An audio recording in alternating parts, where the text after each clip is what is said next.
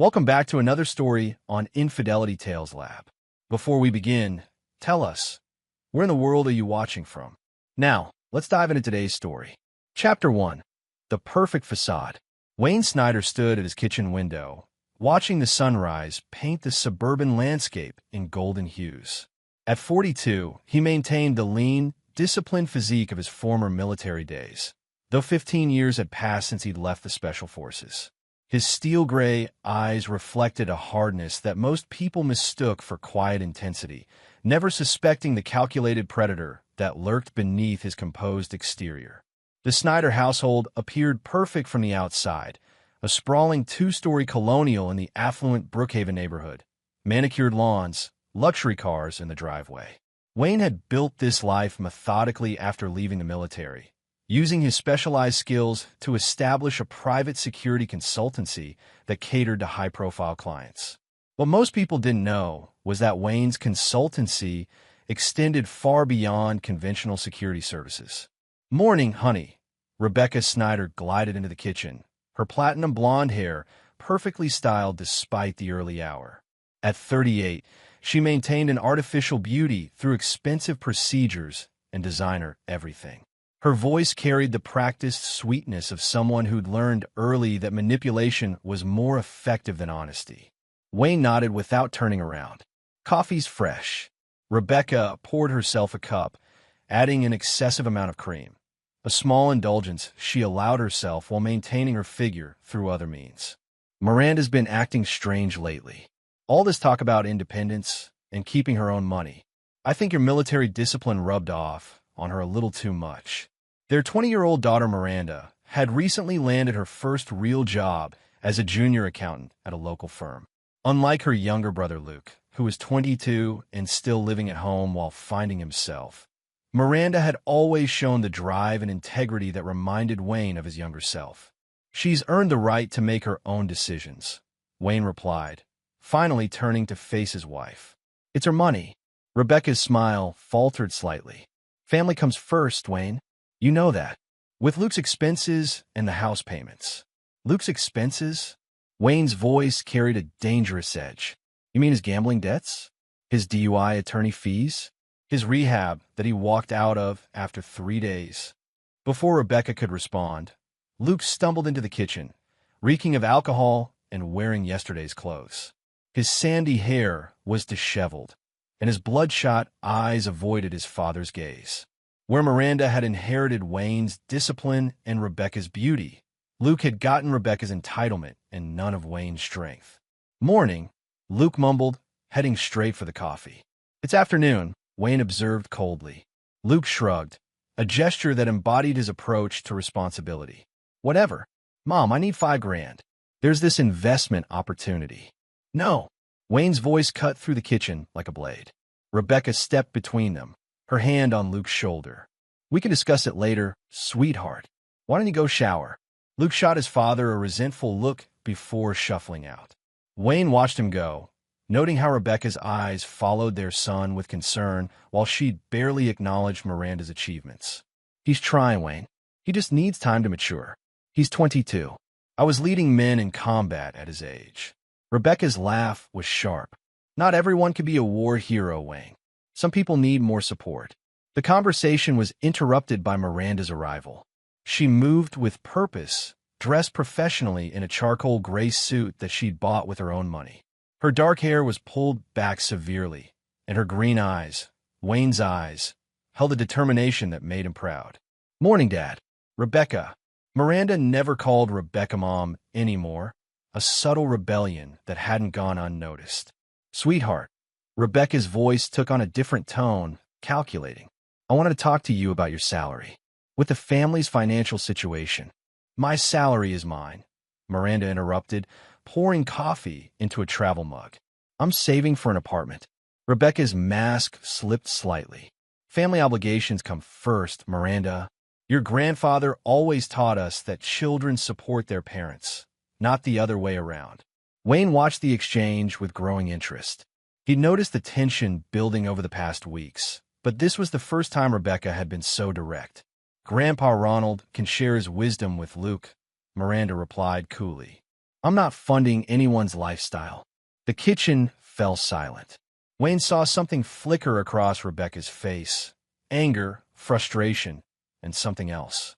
Something that looked almost desperate. We'll discuss this tonight, Rebecca said finally, her voice tight. When your grandfather comes for dinner. Miranda left without another word, and Wayne found himself studying his wife with new attention. In 15 years of marriage, he'd learned to read people's motivations, their tells, their weaknesses. Rebecca was hiding something, and for the first time, Wayne wondered what other secrets lay beneath their perfect facade. As Rebecca busied herself with unnecessary kitchen tasks, Wayne noticed her phone buzzing repeatedly. She glanced at it nervously, then quickly silenced it without checking the messages. "Everything all right?" Wayne asked casually. "Of course," Rebecca replied too quickly. "Just the yoga instructor confirming today's session." Wayne nodded, filing the information away. In his line of work, lies were as obvious as flashing neon signs. The question was, what was Rebecca lying about, and how deep did it go? That afternoon, Wayne sat in his home office, ostensibly reviewing client files, but actually thinking about the morning's interactions. His instincts, honed by years of combat and covert operations, were telling him that something was fundamentally wrong in his household. His secure phone rang, the one only his most exclusive clients used. "Snyder." "Wayne, it's Edmund Ware. I need a consultation." Edmund was an old Army buddy who transitioned into private investigation. Their friendship went back to Afghanistan, where they both learned that sometimes the mission required methods that couldn't be documented in official reports. "What's the situation?" "Surveillance job. High-profile divorce case. The wife's been smart about covering her tracks, but the husband has resources and patience." "Interested." Wayne glanced at a photo on his desk. Rebecca and the kids at last year's Christmas party, all smiles and perfect poses. "Send me the details. I'll review them tonight." After hanging up, Wayne sat back in his leather chair, a plan beginning to form in his mind. If Rebecca was hiding something, his professional skills were perfectly suited to uncovering it. And if she was betraying their family, well, Wayne had never left a mission incomplete. The house felt different as evening approached. Rebecca was unusually anxious, checking her appearance multiple times and ensuring everything was perfect for her father's visit. Luke remained in his room, probably sleeping off his hangover. Only Miranda seemed normal, though Wayne caught her watching Rebecca with suspicious eyes. Ronald Marks arrived at 6 sharp, his silver Mercedes gleaming in the driveway. At 70, Rebecca's father remained an imposing figure, tall, distinguished, with silver hair and expensive suits that spoke of old money and older values. He'd built a small empire in real estate, though Wayne had always suspected that some of Ronald's business dealings existed in legal gray areas. "Wayne." Ronald's handshake was firm, his smile practiced. "Good to see you, son." "Ronald."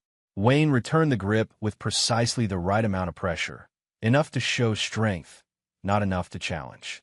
Dinner was a tense affair. Ronald dominated the conversation with stories of business victories and subtle criticisms of anyone who didn't meet his standards of success. Luke hung on every word, desperate for approval. Rebecca played the perfect hostess, ensuring everyone's needs were met while carefully steering conversation away from any controversial topics. Miranda, however, seemed to be building towards something. "Grandfather," she said during dessert, "I wanted to thank you for the advice about financial independence. My first paycheck means a lot to me." Ronald smiled approvingly. "Hard work and family values, Miranda. That's how the Marks family built our success." Speaking of family values, Rebecca interjected smoothly. "Miranda and I were discussing how she might contribute to the household expenses. After all, she's benefiting from living here rent-free." Wayne watched Miranda's face carefully. Her jaw tightened, but her voice remained controlled. "I pay for my own car, insurance, clothes, and personal expenses. I eat maybe 5 meals a week here. What exactly am I supposed to contribute to?"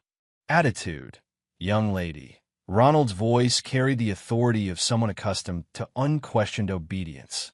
"Your mother has sacrificed everything for this family. The least you can do is show some gratitude. Sacrificed everything. Miranda's composure finally cracked. Like what? Her yoga sessions? Her shopping trips? Her spa appointments? Rebecca's face flushed red. I run this household, Miranda. I manage everyone's schedules, maintain our social obligations. You delegate the cleaning to a service, order takeout 3 nights a week, and spend most afternoons doing God knows what while Luke destroys his life and Dad works 14-hour days. The dining room exploded into chaos. Luke tried to defend his mother, his words slurring slightly. Ronald's voice boomed about respect and family hierarchy. Rebecca's voice rose to a shrill pitch about ungrateful children. Through it all, Wayne remained silent, watching, analyzing, cataloging every reaction and revelation. Then Miranda said the words that changed everything.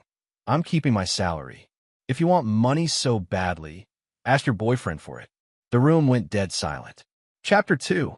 Cracks in the Foundation. The silence that followed Miranda's accusation stretched like a taut wire ready to snap. Wayne felt something cold and familiar settle in his chest. The same predatory calm that had served him in combat zones where split-second decisions meant life or death. Rebecca's face cycled through expressions. Shock, anger, fear, and finally, defiant calculation. I don't know what you're implying, Miranda, but I'm not implying anything. Miranda stood, her hands steady despite the emotional minefield she'd just detonated. I'm stating a fact. I've seen the texts, the late-night phone calls, the receipts for restaurants Dad never goes to. Ronald Marks rose from his chair like an Old Testament patriarch preparing to deliver judgment. This is preposterous. Rebecca would never, wouldn't she? Miranda's voice carried a steel that reminded Wayne painfully of himself. The same Rebecca who married Dad for his military benefits and life insurance. The same Rebecca who spent 15 years bleeding him dry while contributing nothing except complaints and demands.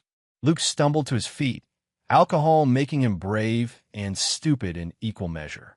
You can't talk to Mom like that. Dad, tell her. Wayne finally spoke, his voice quiet but carrying absolute authority. Luke, sit down. Something in Wayne's tone made Luke comply immediately. Wayne's attention turned to his daughter, and for the first time in months, he saw her clearly, not as the child she'd been, but as the woman she'd become. Strong, observant, uncompromising. Everything Rebecca wasn't. What exactly did you see, Miranda? Rebecca jumped in before Miranda could answer. Wayne, you can't seriously be entertaining this ridiculous. I wasn't talking to you. Wayne's words cut through Rebecca's protest like a scalpel. Miranda? Miranda reached into her purse and pulled out a folded piece of paper. I used Mom's printer last week when mine was broken. This was in the tray. She handed Wayne a restaurant receipt. Chez Laurent, one of the most expensive French restaurants in the city. 2 entrees, champagne, dessert. The date was 3 weeks ago, a Tuesday when Wayne had been working late and Rebecca had claimed to be having dinner with her book club. But it was the signature at the bottom that made Wayne's blood turn to ice. Brandon Devine. Wayne knew that name. Brandon Devine was a local real estate developer, notorious for his predatory business practices and his appetite for married women. Wayne had actually done background checks on Devine 2 years ago for a client who suspected Devine was sleeping with his wife. The irony wasn't lost on him. One receipt doesn't prove anything, Ronald said, but his voice lacked conviction. Business dinners happen all the time in real estate. What business would Mom have with Brandon Devine? Miranda asked. She doesn't work. She doesn't invest. She doesn't do anything except spend Dad's money and complain about how hard her life is. Rebecca's mask was finally slipping completely. You little bitch. After everything I've done for you. Wayne stood slowly, and the movement commanded instant attention. At 6'2" and possessing the controlled grace of a natural predator, Wayne could dominate a room without saying a word. When he did speak, his voice was conversational, almost friendly. Rebecca, I think you should choose your next words very carefully. Something in Wayne's tone made Rebecca step back. For 15 years, she'd seen him as a provider, a protector, sometimes an obstacle to overcome. But she'd never seen him as what he truly was, a man who'd killed people for his country and would do far worse for his family. I don't know what Brandon Devine is talking about, Rebecca stammered. Maybe he was trying to impress someone by using my name. Mom, Miranda's voice was almost pitying. I followed you last Thursday to the Riverside Hotel. You were there for 3 hours. The admission hung in the air like a death sentence. Wayne felt the last pieces of his marriage crystallizing into something brittle and disposable. You followed me? Rebecca's voice reached a register that suggested genuine panic. I wanted to be wrong, Miranda said simply. I hope you were just, I don't know, having a midlife crisis. Buying expensive clothes or getting secret plastic surgery. Anything except what you were actually doing. Ronald Marks had gone completely silent, his face pale. Luke was staring at his mother with something approaching horror, his alcohol-addled brain finally grasping the implications. Wayne walked to his home office, leaving the family tableau frozen in the dining room. When he returned, he carried a small device that he placed on the table. What's that? Rebecca asked. Recording equipment, Wayne said matter-of-factly. I had it installed in your car last month. Professional curiosity. The lie came easily. Wayne hadn't bugged Rebecca's car yet, but her reaction would tell him everything he needed to know. Rebecca's face went white. You've been spying on me? Only since I started noticing irregularities in our household accounts. Money disappearing. Credit card charges that didn't match your explanations. A husband tends to notice when his wife starts lying to him. I haven't been lying. Rebecca's voice cracked. I would never. Wayne pressed a button on the device, and Rebecca's voice filled the room. I can't keep doing this, Brandon. Wayne's getting suspicious. Maybe we should take a break until... Wayne pressed the button again, stopping the playback. The recording was fabricated, a simple audio manipulation he'd learned during his intelligence training. But Rebecca didn't know that. That's not. Rebecca looked around the room desperately, searching for support that wasn't coming. Ronald Marks spoke first, his voice heavy with disappointment and something else, fear. Rebecca, tell me this isn't true. Daddy, don't call me Daddy. Ronald's voice turned cold. You're a grown woman who's apparently been conducting herself like a common whore. Luke made a choking sound, whether from the alcohol or the revelation. Wayne couldn't tell.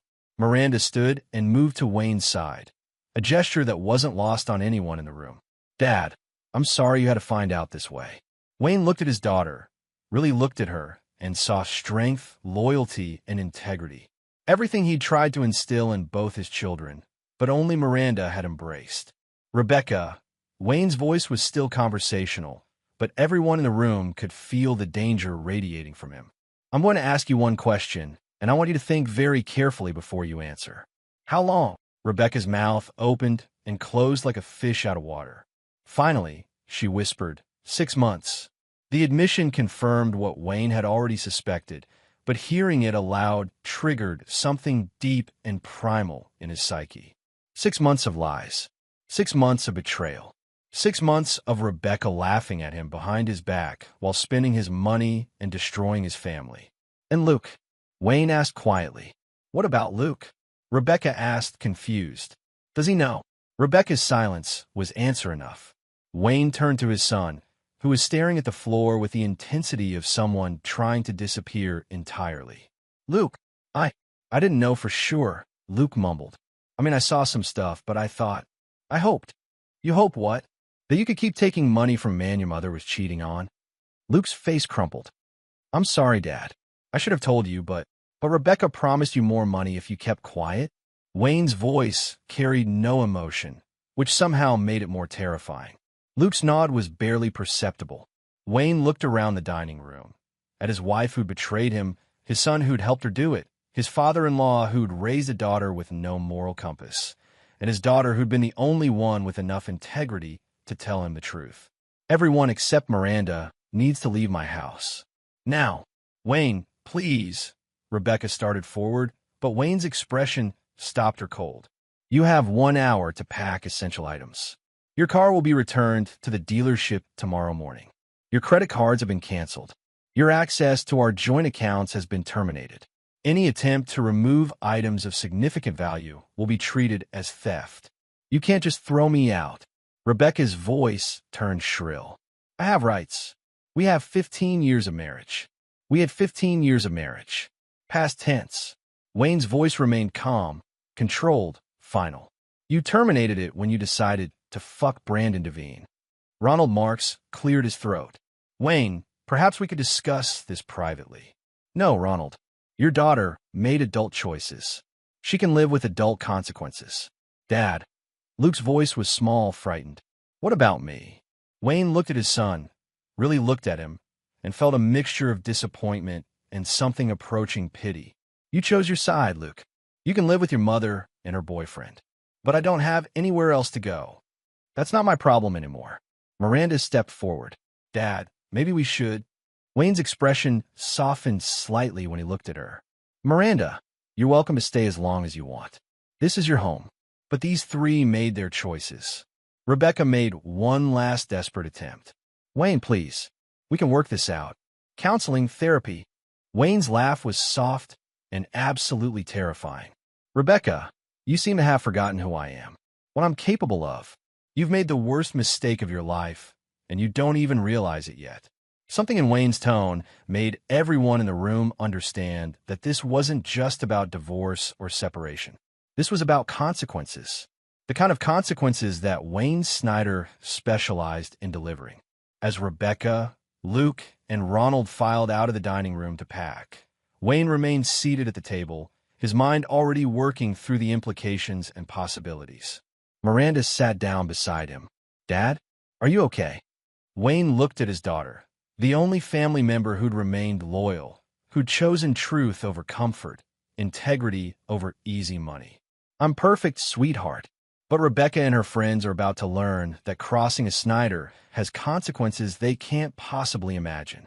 The warmth in Wayne's voice when he spoke to Miranda contrasted sharply with the cold calculation in his eyes as he watched Rebecca pack her bags. The war was about to begin. Chapter 3, The Line in the Sand. Wayne stood at his bedroom window, watching Rebecca load her Mercedes with an efficiency that spoke of careful planning. It was barely past midnight, but she moved with purpose, her earlier tears replaced by a calculating determination that reminded Wayne why he'd never fully trusted her. What she didn't know was that Wayne had been watching her for weeks. The surveillance hadn't been motivated by suspicion initially. Wayne's security consultancy required him to maintain certain skills, and he'd taken to practicing his tracking and observation techniques on random targets. Rebecca had simply been convenient. But convenience had turned to revelation when Wayne had followed her to the Riverside Hotel 3 weeks ago. He'd watched her enter room 237 and documented the arrival of Brandon Devine 15 minutes later. He'd photographed Devine's Jaguar, recorded the license plate, and even managed to obtain audio samples of their conversations through directional microphones aimed at the hotel room window. Wayne's military intelligence training had made him thorough in ways that civilian investigators couldn't match. Now, as Rebecca finished packing, Wayne reviewed the comprehensive file he'd compiled on her affair. Photos, audio recordings, financial records showing money transferred to accounts Rebecca thought he didn't know about, even surveillance footage from her visits to an apartment that Devine maintained for his extramarital activities. The evidence was overwhelming, professionally gathered, and legally inadmissible in any court of law. Wayne preferred it that way. Courts had rules, judges, appeals processes. Wayne's brand of justice was more direct. A soft knock on his door interrupted his planning. Come in. Miranda entered, carrying 2 cups of coffee and wearing an expression of concern that reminded Wayne of his own mother. Thought you might need this. Wayne accepted the coffee gratefully. How are you holding up? Better than I expected. Miranda settled into the chair by Wayne's desk. I keep thinking I should feel worse about destroying our family, but you didn't destroy anything, sweetheart. You just revealed damage that was already there. Miranda sipped her coffee thoughtfully. What happens now? Wayne studied his daughter's face, noting the intelligence in her eyes, the steel in her posture. She wasn't asking about divorce proceedings or custody arrangements. She was asking about consequences. That depends on what they do next, Wayne said carefully. Rebecca and Devine have made certain choices. Now they get to live with the results. And Luke, Wayne's expression hardened. Luke chose to participate in his mother's betrayal. He could have come to me at any time over the past 6 months, but he chose money over family. That has consequences too. Miranda nodded slowly. He's weak. He always has been. Weakness I could forgive. Betrayal is different. They sat in comfortable silence for several minutes, watching Rebecca make trips to her car. Wayne noted that she was taking more than just personal items, jewelry, artwork, even some of the silver that had been wedding gifts. She's stealing from us, Miranda observed. I know. Wayne's voice carried a note of satisfaction. I'm documenting everything. For the divorce? Among other things. Miranda looked at her father with new understanding. You're not going to let this go, are you? Wayne met his daughter's gaze directly. Miranda, I want you to understand something about your father. I spent 15 years in special operations. I've been to places and done things that most people can't imagine. I've learned that the world is divided into 2 types of people, those who keep their word and those who break it. He stood and walked to his gun safe, entering the combination with practiced efficiency. Inside, Miranda could see an array of weapons that went far beyond typical home defense needs. Your mother broke her word to me. She broke her word to our family. She involved Luke in her betrayal and tried to manipulate you into funding their lifestyle while she destroyed everything we built together. Wayne selected a pistol from a safe, a Glock 19 that showed signs of extensive use and careful maintenance. People like that don't just stop, Miranda. They don't learn from consequences. They learn from fear. Dad, Miranda's voice carried a note of concern. Wayne turned to face her, the weapon held with casual familiarity. I'm not going to kill anyone, sweetheart. But Rebecca and her friends are going to learn that actions have consequences. Real ones. A car door slammed outside. Rebecca was finished packing. She'll be back, Wayne said confidently. Tonight was just the opening move. Rebecca thinks she can manipulate this situation like she's manipulated everything else in her life. She's wrong. How do you know she'll be back? Wayne smiled, and for the first time since the dinner revelation, the expression reached his eyes. Because I know Rebecca better than she knows herself. She's greedy, entitled, and fundamentally weak. Right now, she's probably planning how to get half of everything I own while keeping Devine as her backup plan. Wayne returned the pistol to the safe and closed it. She's going to try to play victim, claim I'm abusive or threatening. She'll probably file for divorce and demand alimony, child support for Luke, maybe even try to claim she's entitled to part of my business. Can she do that? She can try. But Rebecca has made a crucial mistake. She's assumed that I'm bound by the same rules that constrain normal people. Wayne's voice carried a cold amusement. She's about to learn otherwise. As if summoned by their conversation, Wayne's secure phone rang. The caller ID showed Edmund Ware's number. Wayne, sorry to call so late. Got some interesting information about that surveillance job we discussed. Go ahead. Brandon Devine has some very interesting financial arrangements. The kind that certain federal agencies might find fascinating. Wayne felt a predatory smile spread across his face. How interesting. The kind that could make someone's life very complicated very quickly. Want to discuss it in person? Tomorrow morning. My office. After hanging up, Wayne found Miranda watching him with an expression he couldn't quite read. Dad, what are you planning? Wayne considered his answer carefully. Miranda was no longer a child, and she'd proven her loyalty beyond question.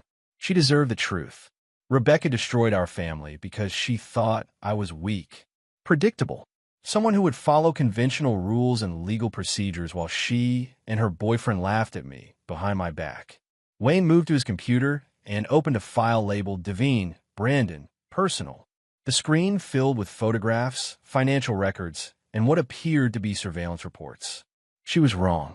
I've been building a file on Brandon Devine since the day I confirmed their affair. His business practices, his personal habits, his weaknesses, his fears, everything. Miranda leaned forward to look at the screen. How did you get all this? Professional connections, specialized skills, resources that most people don't have access to. Wayne scrolled through the documents. Devine thinks he's untouchable because he has money and political connections. He's about to discover that those things mean nothing when someone with my particular skill set decides to destroy him. And Mom, Wayne's expression grew cold. Rebecca made her choice. She chose money over family, lies over truth, betrayal over loyalty. Now she gets to live with a man who's about to lose everything he owns. What about Luke? Luke is an adult who chose to participate in his mother's betrayal. He'll learn that choices have consequences. Miranda was quiet for a long moment. Finally, she asked, "Do you want me to help?" Wayne looked at his daughter, really looked at her, and saw something that surprised him. Not fear or disapproval, but determination. The same steel that had driven her to confront Rebecca despite knowing the consequences. "Miranda, what I'm planning to do might cross certain legal lines. Are you sure you want to be involved? They tried to steal from me too, Dad. Mom wanted my entire salary to fund their affair while Luke gambled away your money. They treated me like a bank account with legs." Miranda's voice carried a cold anger that reminded Wayne uncomfortably of himself. "Besides, someone has to make sure you don't go too far." Wayne laughed, a genuine sound of pleasure and pride. "In that case, yes, I could use your help. What do you need me to do?" Wayne pulled up another file on his computer. "First, I need you to apply for a restraining order against Luke." "What? Why?" "Because Luke is going to become desperate when Devine's world starts falling apart. Desperate people do stupid things. A restraining order will establish a paper trail showing that we had reason to fear him." Miranda's eyes widened with understanding. "You're creating justification for whatever comes next," Wayne confirmed. "Because when I'm finished with Brandon Devine and the people who helped him destroy my family, they're going to wish they'd never heard the name Snyder." Outside, Rebecca's Mercedes disappeared into the night, carrying her toward a future she couldn't possibly imagine. Wayne watched the taillights fade, then turned back to his planning. The war had officially begun. Chapter 4. The investigation deepens. Wayne's office occupied the entire top floor of a converted warehouse in the industrial district, a location chosen for its privacy rather than prestige. The space reflected its owner's personality, functional, efficient, and equipped with technology that most government agencies would envy. Edmund arrived at 8 sharp, carrying a briefcase and wearing the grim expression of someone bearing unpleasant news. At 45, Edmund retained the lean build and alert eyes of his military days, though his prematurely gray hair suggested the kind of stress that came with their particular line of work. "Coffee." Wayne gestured toward a machine that looked more suited to a laboratory than an office. "God, yes. I've been up all night putting this together." Wayne prepared 2 cups, while Edmund opened his briefcase and spread documents across the conference table. The files painted a picture of Brandon Devine that was far more complex and dangerous than Wayne had initially realized. "Start with the basics," Wayne said, settling into his chair. "Brandon Devine, 39, divorced twice, no children. Owns Devine Development, which specializes in luxury residential projects. On paper, he's worth about $12 million. Edmund pulled out a photograph of Devine, tall, silver-haired, with the kind of artificial charm that appealed to women like Rebecca. The reality is more interesting. Devine Development is hemorrhaging money. 3 major projects are behind schedule and over budget. He's leveraged to the hilt with some very unforgiving creditors." Wayne studied the financial documents. "How unforgiving. The kind that collect debts with crowbars." Edmund's voice was grim. "Devine owes approximately $4 million to various investors, most of whom have connections to organized crime. The Torino family has particular interest in seeing their money returned." Wayne felt a cold satisfaction settle in his chest. "How long does he have?" 6 months, maybe less. He's been juggling payments, selling assets, probably stealing from new projects to pay for old ones. It's a classic Ponzi scheme waiting to collapse. "And Rebecca?" Edmund produced another set of documents. "That's where it gets interesting. Your wife has been meeting with Devine for 8 months, not 6. She lied about the timeline." Wayne wasn't surprised. Rebecca's lies had layers, like an onion that revealed fresh deceptions with each peeling. "More importantly," Edmund continued, "she's been feeding him information about your business. Client lists, financial projections, even details about your military background. The betrayal went deeper than Wayne had imagined. What kind of details? Enough that Devine has been telling people he has connections in the security consulting world. He's been using your reputation to attract investors. Wayne's hands remained steady as he poured more coffee, but Edmund recognized the signs of controlled rage from their military days. There's more, isn't there? Rebecca has been accessing your business accounts. Small amounts transferred to cash accounts that she thinks you don't monitor. About 40,000 over the past 6 months. I monitor everything. Wayne's voice was conversational, but Edmund heard the promise of violence underneath. I know, which is why I assume you have records of every transaction. Wayne nodded. Rebecca's financial betrayal gave him additional legal leverage, but more importantly, it confirmed that she'd been planning this for far longer than her supposed 6-month affair. What about Luke? Edmund's expression darkened. Your son has been gambling again. High-stakes poker games, sports betting, some online casino sites. He's into a local bookmaker for about 60,000. 60,000? Wayne felt something cold settle in his stomach. Where would he get that kind of credit? That's the problem. He's been using your name as collateral, telling people his father is good for his debts. Wayne stood and walked to the window, looking out at the city skyline while processing this new information. Luke hadn't just betrayed him. He'd put Wayne's reputation and possibly his safety at risk. Who's the bookmaker? Sergei Kozlov. Operates out a nightclub downtown. Russian mob connections, very serious about debt collection. Wayne turned back to Edmund. Timeline. Kozlov expects payment within 2 weeks, or he starts collecting in other ways. Other ways. Broken bones. Burned property. Whatever it takes to make his point. Wayne felt the familiar calm that preceded violent action. Luke put me at risk without my knowledge or consent. That changes things. Edmund recognized the tone. Wayne, whatever you're planning. What I'm planning is to protect my family and my business from the consequences of other people's betrayals. Wayne returned to his seat. What else do I need to know? Edmund produced a final set of documents. Devine has been telling people that he's planning to marry a wealthy widow. Someone with connections and money who can help him solve his financial problems. Rebecca. He's been promising investors that his new partner will bring significant capital to his next project. He's essentially selling your wife's divorce settlement before she even files. Wayne laughed, a sound with no humor in it. They're both in for a surprise. There's one more thing. Edmund's voice carried a warning. Rebecca has been meeting with a divorce attorney. Patricia Hawkins, the one who specializes in taking wealthy men apart. Wayne knew the name. Patricia Hawkins had a reputation for scorched earth tactics and massive settlement demands. She was also rumored to use private investigators who weren't particular about legal boundaries. Yesterday afternoon, 3 hours after she left your house, Wayne processed this information. Rebecca was moving faster than he'd anticipated, which meant his response needed to be equally swift. Edmund, I need you to do something for me. Name it. I want comprehensive surveillance on Rebecca, Luke, and Devine. Everything. Where they go, who they talk to, what they buy. Full documentation.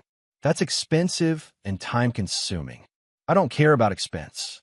And I need it done by professionals who understand that this information might be used in ways that courts wouldn't approve of. Edmund was quiet for a moment, understanding the implications. Wayne, if you're planning what I think you're planning, I'm planning to protect my family and my assets from people who have demonstrated that they can't be trusted with either. Wayne's voice carried absolute finality. Are you going to help me or not? Edmund sighed and closed his briefcase. What do you need? Wayne spent the next 2 hours outlining his requirements.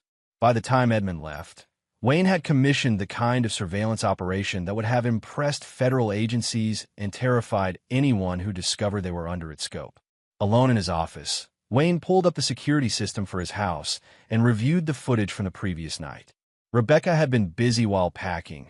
She'd accessed his home office, photographed documents, and even attempted to open his gun safe. The woman who'd claimed to love him for 15 years had been documenting everything she could use against him in a divorce proceeding. Wayne's secure phone rang. The caller ID showed an unknown number. Snyder. Mr. Snyder? This is Patricia Hawkins. I represent your wife in certain legal matters. Wayne had been expecting this call. Ms. Hawkins, I think it would benefit both parties if we could discuss a reasonable resolution to this situation. My client is willing to be generous in exchange for a quick, quiet divorce. How generous? Half of all marital assets, ongoing alimony, and a reasonable settlement for the emotional trauma she's endured. Wayne's smile was predatory. And what emotional trauma would that be? The trauma of discovering that her husband has been conducting surveillance on her, threatening her with weapons, and creating a hostile home environment. Wayne recognized the strategy. Rebecca was establishing a narrative of abuse to justify her affair and maximize her settlement. Ms. Hawkins, I think you should advise your client to be very careful about the accusation she makes. I have resources for verifying facts that might surprise you. Is that a threat, Mr. Snyder? It's information. Good day, Ms. Hawkins. Wayne hung up and immediately called Edmund. The attorney already contacted me. They're moving fast. How fast? Rebecca's planning to file tomorrow morning. Divorce, restraining order, the works. She's claiming domestic abuse and demanding immediate possession of the house. Wayne felt his careful plans accelerating. Then we accelerate too. I need that surveillance package tonight, not tomorrow. Wayne. Tonight, Edmund. Whatever it costs. After hanging up, Wayne sat back in his chair and considered his options. Rebecca had forced his hand by involving attorneys and making false accusations. The gloves were officially off. Wayne opened his computer and began typing a message to select contacts, people from his military days who transitioned into various forms of private security work. The kind of people who understood that sometimes problems required solutions that existed outside conventional legal boundaries. The message was simple. Personal situation requires immediate assistance. Standard rates plus 20% bonus. Discreet operators only. Within an hour, Wayne had confirmations from 6 different specialists, each offering unique skills that would prove invaluable in the coming conflict. Rebecca wanted to play hardball. She was about to discover that Wayne Snyder had been playing that game professionally for 20 years. Chapter 5. Setting the board. Wayne's house felt different after Rebecca's departure. Cleaner somehow, as if her removal had cleared away a poisonous atmosphere that had been building for months. Miranda moved through the space with newfound confidence, no longer walking on eggshells around her mother's volatile moods. At 6 a.m., Wayne received the surveillance package Edmund had promised. The overnight operation had yielded a treasure trove of information that painted Rebecca and her co-conspirators in an even worse light than Wayne had imagined. Miranda joined him in his office, carrying coffee and wearing the same expression of determined focus that had impressed Wayne since the dinner confrontation. "What did they find?" she asked, settling into the chair across from his desk. Wayne opened the files on his computer screen. Rebecca spent the night at Brandon Devine's apartment. But they weren't alone. The surveillance photos showed Luke arriving at Devine's building at midnight, clearly intoxicated and carrying what appeared to be documents. "What kind of documents?" Miranda asked. "From the surveillance footage, it looks like financial records. Probably more information about my business that Rebecca asked him to steal." Miranda's expression hardened. "They're working together. All 3 of them. It gets worse." Wayne opened another file. Luke met with Sergei Kozlov yesterday afternoon. The conversation was brief, but based on body language analysis, Luke was begging for more time. And Kozlov gave him 1 week. If Luke doesn't pay his $60,000 debt, Kozlov starts collecting from family members. Miranda went pale. "He threatened you?" "By extension, yes. Luke's gambling debts are now a direct threat to our safety and my business reputation." Wayne closed the file and turned to face his daughter. "Miranda, I need to ask you something important. Are you prepared for this situation to get dangerous?" "What do you mean?" "I mean that Rebecca, Luke, and Devine have involved us with organized crime figures who resolve disputes through violence. I'm going to have to respond in kind." Miranda was quiet for a long moment, processing the implications. "You're talking about hurting people." "I'm talking about protecting my family and my business from people who have demonstrated that they're willing to use any means necessary to destroy both." "Including Luke?" Wayne's expression grew cold. Luke stopped being my son when he chose to put gambling debts in my name without my consent. Now he's a threat that needs to be neutralized. Miranda nodded slowly. What do you need me to do? Wayne pulled up a new document on his computer. First, we're going to file a police report about the theft of business documents and personal property. Establish a legal record of their activities. Will the police actually do anything? Probably not immediately, but it creates documentation that will be useful later. Wayne printed several forms. We're also going to visit your bank and establish new accounts that Rebecca can access or trace. She's been monitoring my accounts? According to the surveillance, she accessed your bank's online portal yesterday, using information she stole from your computer. She's been tracking your salary deposits and spending patterns. Miranda's face flushed with anger. She was planning to steal from me, too. Rebecca has been planning a lot of things. But she made a crucial mistake. She assumed I would react like a normal person going through a normal divorce. Wayne stood and walked to his gun safe, removing a small device that looked like a modified smartphone. This is a signal detector. It sweeps for electronic surveillance devices. You think they bugged the house? I think they're desperate enough to try anything. Wayne activated the device and began sweeping the office. Rebecca knows I keep important documents here. If she could monitor our conversations, it would give her a significant advantage in divorce proceedings. The device immediately began beeping near Wayne's desk phone. Wayne examined the device carefully, then smiled with predatory satisfaction. Amateurs. He removed the bug, a cheap commercial device that could be purchased online, and held it up for Miranda to see. They planted this yesterday while we were having dinner. Luke probably did it while we were focused on Rebecca's revelation. So they heard everything we said last night, only what I wanted them to hear. Wayne's smile was cold and calculating. I've been sweeping this room for surveillance devices twice daily since I started suspecting Rebecca. This bug was planted in an obvious location with inferior equipment. Miranda looked confused. I don't understand. It means they know I've been planning something, but they don't know what. They'll be operating from incomplete information while I have comprehensive intelligence on their activities. Wayne destroyed the bug and returned the detector to his safe. Miranda, I need you to understand something. What we're about to do will probably destroy several people's lives. Rebecca, Luke, Devine, possibly others. Are you certain you want to be involved? Miranda's response was immediate and firm. They try to destroy our lives first. I'm with you. Wayne felt a surge of pride and something approaching affection for his daughter. She'd inherited his steel spine and moral clarity, traits that Rebecca and Luke entirely lacked. In that case, we have work to do. The next several hours were spent implementing the first phase of Wayne's plan.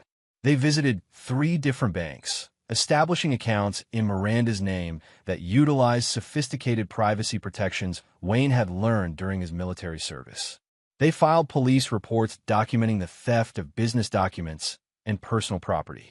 They met with Wayne's attorney to discuss asset protection strategies that assumed a hostile divorce proceeding. Throughout the day, Wayne's phone buzzed with updates from his surveillance team. Rebecca was meeting with her divorce attorney again. Luke was attempting to pawn items stolen from Wayne's house. Devine was in frantic meetings with creditors who were becoming increasingly impatient. By afternoon, Wayne was ready to implement the next phase of his plan. Where are we going? Miranda asked as Wayne pulled his truck out of their driveway. To introduce ourselves to Sergei Kozlov. Miranda's eyes widened. The man Luke owes money to. The man Luke owes money to in my name, Wayne corrected. I think it's time we had a conversation about that debt. The Midnight Blue nightclub occupied a converted warehouse in the industrial district, its exterior deliberately unremarkable to avoid attracting unwanted attention. Wayne parked across the street and spent several minutes studying the building's entrances, security cameras, and the types of vehicles in the parking lot. Stay in the truck, Wayne instructed. If anything goes wrong, drive away immediately. What could go wrong? Wayne checked the pistol concealed under his jacket. Kozlov might not appreciate my approach to debt resolution. Wayne walked across the street with the confident stride of someone accustomed to entering dangerous situations. The 2 security guards at the entrance were large, professional, and clearly armed. They watched Wayne approach with the alert attention of people who'd seen violence and weren't intimidated by the possibility. "Club doesn't open until 9, one of them said as Wayne reached the door. "I'm here to see Sergey about a business matter." "You got an appointment?" Wayne pulled out his military identification card. Not the civilian version, but the one that identified him as a former Special Forces operator with classified clearances. "Tell Sergey that Wayne Snyder is here about Luke Snyder's debt. Tell him I'm here to discuss a payment plan." The guard examined the identification with evident surprise, then spoke quietly into a radio. After a brief conversation, he stepped aside. "Third floor. Mr. Kozlov is expecting you." Wayne entered the club, noting the layout, security positions, and potential exit routes with the automatic assessment of someone trained for combat operations. The building had been modified extensively, with reinforced doors, surveillance equipment, and the kind of defensive preparations that suggested its owner took security seriously. Sergei Kozlov's office occupied the entire third floor, accessed by a private elevator that required a key card. Wayne was escorted by 2 additional security personnel who were polite but clearly prepared for trouble. Kozlov himself was not what Wayne expected. Instead of the stereotypical Russian mobster, he found a thin, elegant man in his 50s wearing an expensive suit and speaking with barely accented English. His office was tastefully appointed with legitimate business awards and photographs that suggested extensive community involvement. "Mr. Snyder." Kozlov rose from behind an antique desk. "Please sit. I understand you wish to discuss your son's financial obligations." Wayne remained standing. "I want to discuss the fact that my son incurred a debt using my name without my knowledge or consent." Kozlov's smile was polite but dangerous. "Your son assured me that his family would honor his commitments. He spoke quite specifically about your ability to pay."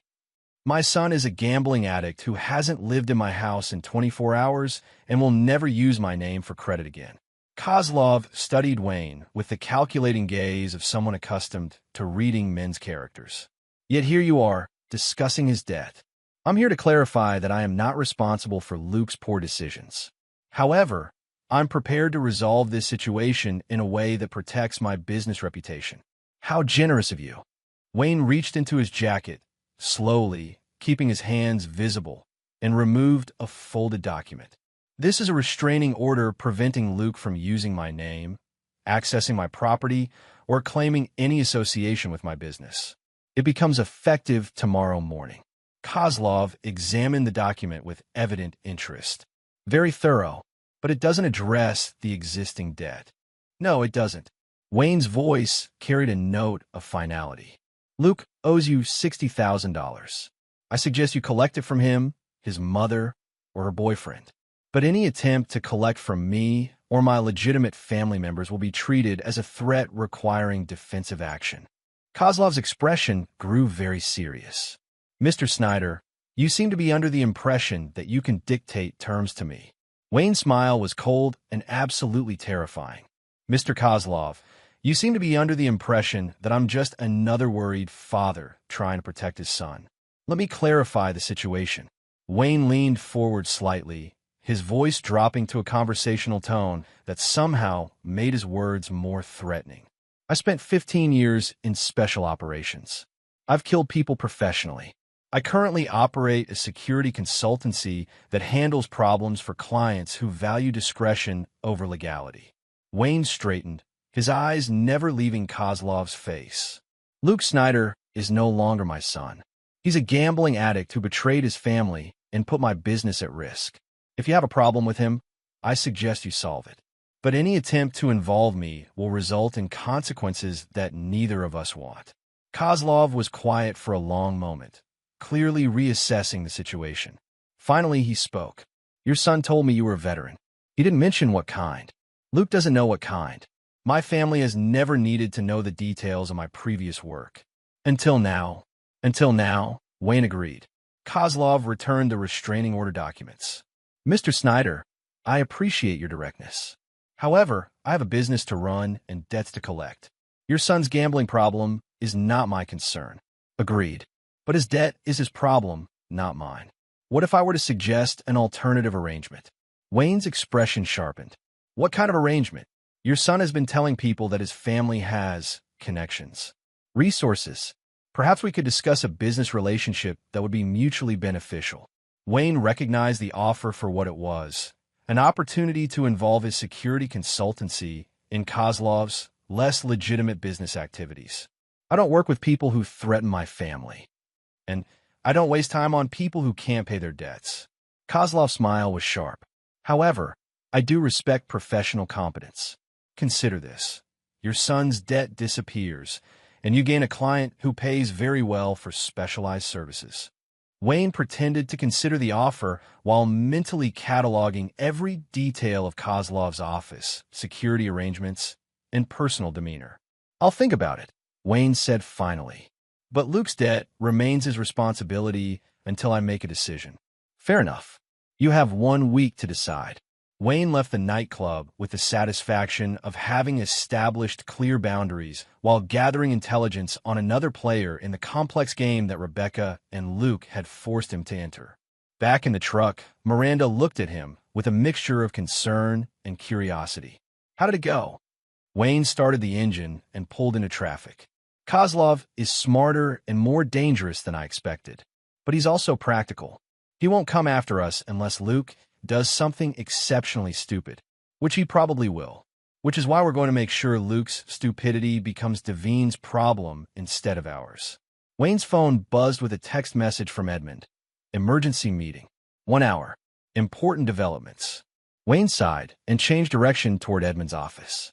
Phase 1 of his plan was complete, but it appeared that Rebecca and her allies had some surprises of their own. The war was escalating faster than Wayne had anticipated, which meant it was time to escalate his response accordingly. Chapter 6. The Trap Springs. Edmund's office felt like a war room, maps and photographs covering every available surface. When Wayne and Miranda arrived, they found Edmund studying surveillance photos with the intensity of someone preparing for battle. Tell me, Wayne said without preamble. Edmund looked up, his expression grim. Rebecca filed for divorce this morning, along with a restraining order and emergency motions for exclusive possession of your house and immediate access to your business accounts. Wayne felt the familiar calm that preceded violence. On what grounds? Domestic violence, financial abuse, and credible threats of harm. Edmund spread the legal documents across his desk. She's claiming you threatened her with weapons, conducted illegal surveillance, and created a hostile environment that forced her to seek safety elsewhere. Miranda made a disgusted sound. Every word of that is a lie. Legally, it doesn't matter, Edmund continued. She has a very expensive attorney who specializes in these tactics. The restraining order hearing is scheduled for tomorrow morning. Wayne studied the documents, noting Patricia Hawkins' signature and the detailed allegations that revealed intimate knowledge of his professional background. She's using my military service against me. It gets worse. Edmund produced another set of papers. Devine has filed a police report claiming you've been stalking him and threatening his business relationships. Wayne laughed, a sound with no humor in it. Based on what evidence? Photographs of you near his apartment building, records of you researching his business activities, and testimony from Luke claiming you've been planning violent retaliation. The implications were clear. Rebecca, Devine, and Luke had been coordinating their attacks, using Wayne's own investigation against him while establishing themselves as victims. There's more. Edmund's voice carried a warning. Kozlov called me an hour ago. Luke approached him this morning with a proposition. What kind of proposition? Luke offered to provide detailed information about your security business in exchange for debt forgiveness. Client lists, operational procedures, personal details about your background. Wayne felt something cold and dangerous settle in his chest. Luke wasn't just betraying his family. He was actively sabotaging Wayne's livelihood and potentially endangering his clients. Did Kozlov accept? He wanted to check with you first. Professional courtesy. Wayne appreciated Kozlov's approach, but the damage was already done.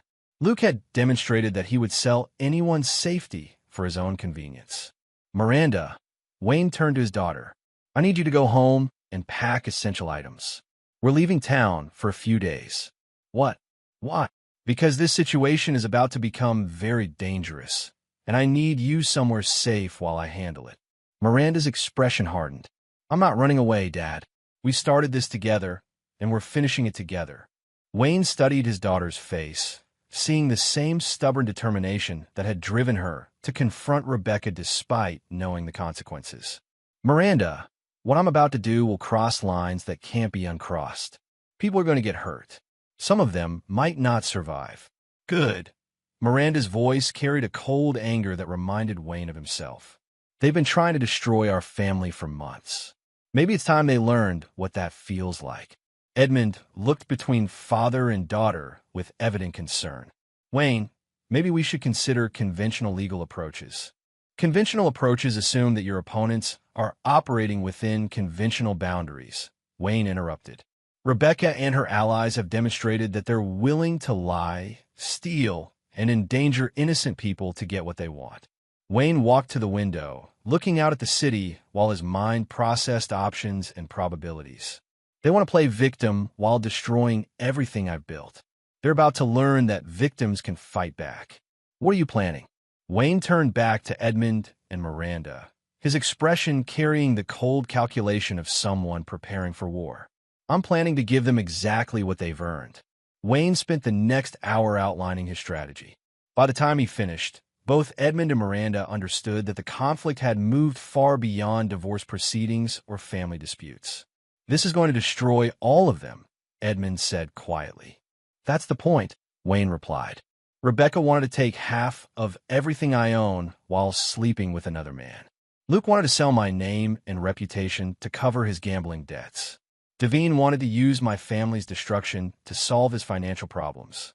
Wayne gathered the surveillance photos and legal documents. "They're going to get exactly what they asked for, just not in the way they expected." The first phase of Wayne's response began at sunset. While Rebecca, Luke, and Devine celebrated what they believed was their legal victory, Wayne implemented the trap he'd been preparing since discovering their betrayal. The beauty of Wayne's plan lay in its simplicity. Instead of fighting Rebecca's allegations in court, he was going to make them come true. At 9 p.m., Wayne parked across the street from Brandon Devine's apartment building. This time, he made no effort to conceal his presence. He wanted to be seen, photographed, documented. When Devine's security cameras recorded Wayne's arrival, Wayne smiled and waved at the lenses. Edmund's voice crackled through Wayne's earpiece. "You sure about this?" "Absolutely," Wayne replied. "Time to give them something real to complain about." Wayne entered the building through the service entrance, his lock-picking skills making short work of the inadequate security. The building surveillance system was more sophisticated than expected, but Wayne had prepared for that contingency. The devices he planted throughout the building were not surveillance equipment. There was something much more interesting. By midnight, Wayne had visited 4 locations: Devine's apartment building, Rebecca's hotel, Luke's favorite gambling establishment, and Patricia Hawkins' law office. At each location, he left subtle calling cards that would be discovered over the next few days. "Phase 1 complete," Wayne reported as he returned to his truck. "I still think this is insane." Edmund's voice carried deep concern. "Sanity is overrated," Wayne replied. "Besides, they started this war. I'm just finishing it." The next morning brought the restraining order hearing that Rebecca had requested. Wayne arrived early, dressed in his best suit and carrying a briefcase that suggested legal preparedness. Patricia Hawkins had clearly expected Wayne to appear frightened or defensive. Instead, she found herself facing a man who radiated calm confidence and seemed genuinely pleased to be there. "Your Honor," Hawkins addressed the judge, "my client fears for her safety. Mr. Snyder has been conducting surveillance, making threats, and displaying weapons in a clear pattern of intimidation." Judge Martinez, a stern woman in her 50s, reviewed the filing with evident skepticism. "Mr. Snyder, how do you respond to these allegations?" Wayne stood with military precision. "Your Honor, I categorically deny threatening my wife or anyone else. However, I have been investigating financial irregularities that suggest my wife has been stealing from our joint accounts to fund an extramarital affair." Wayne opened his briefcase and produced documents that made Patricia Hawkins' face go pale. These are bank records showing systematic theft totaling approximately $40,000, transferred to accounts controlled by Brandon Devine. There are also records of my wife accessing confidential business information and passing it to unauthorized parties. Judge Martinez examined the documents with growing interest. Ms. Hawkins, was your client aware that she might be facing criminal charges for theft and industrial espionage? Hawkins fumbled for a response while Rebecca sat in stunned silence. Wayne's financial documentation was comprehensive, professionally prepared, and absolutely damning. Furthermore, Your Honor, Wayne continued, I have evidence that my son has been incurring gambling debts using my name as collateral, potentially exposing my family to criminal retaliation. Wayne produced additional documents, including the restraining order he'd filed against Luke and recorded conversations between Luke and Sergei Kozlov. Mr. Snyder, Judge Martinez's voice carried new respect. These are serious allegations. Have you filed criminal complaints? Yes, Your Honor. The FBI is investigating the industrial espionage charges, and local police are handling the identity theft. Both statements were lies, but they would be true by the end of the day.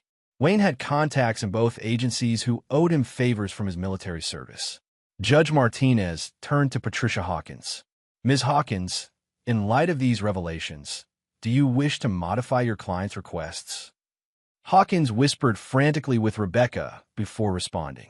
Your Honor, we request a brief recess to review this new information. Denied. Mr. Snyder, I'm dismissing the restraining order request and awarding you temporary exclusive possession of the marital home pending resolution of the criminal investigations. Wayne felt a surge of satisfaction as Rebecca's face crumpled in defeat. The first battle was won, but the war was far from over. Outside the courthouse, Patricia Hawkins cornered Wayne with the desperation of someone watching a case collapse. Mr. Snyder, perhaps we could discuss a settlement that benefits everyone. Wayne's smile was predatory. Ms. Hawkins, I think you should advise your client that her situation is about to become much worse. The evidence I presented today represents about 10% of what I've discovered. What do you want? I want Rebecca to disappear from my life completely. No alimony, no asset division, no contact with my family. In exchange, I won't pursue criminal charges that would send her to federal prison. Hawkins paled. That's not reasonable. Wayne leaned closer, his voice dropping to a whisper that made Hawkins step back involuntarily. Ms. Hawkins, your client destroyed my family while stealing my money to fund her affair with a man who's about to lose everything he owns to organized crime figures. Reasonable went out the window months ago. Wayne straightened and walked away, leaving Hawkins staring after him with the expression of someone who'd just realized she was severely outmatched. The day's victories were satisfying, but Wayne knew they were just the beginning. Rebecca, Luke, and Devine would regroup, probably become more desperate, and certainly more dangerous, which was exactly what Wayne wanted. Desperate people made stupid mistakes, and Wayne specialized in exploiting stupidity. By evening, Wayne had received confirmation that the devices he'd planted the previous night were beginning to have their intended effect. Devine's building had been evacuated due to a gas leak that would take weeks to repair. Rebecca's hotel had discovered structural issues that required immediate relocation of all guests. Luke's gambling establishment had been raided by federal agents investigating financial irregularities.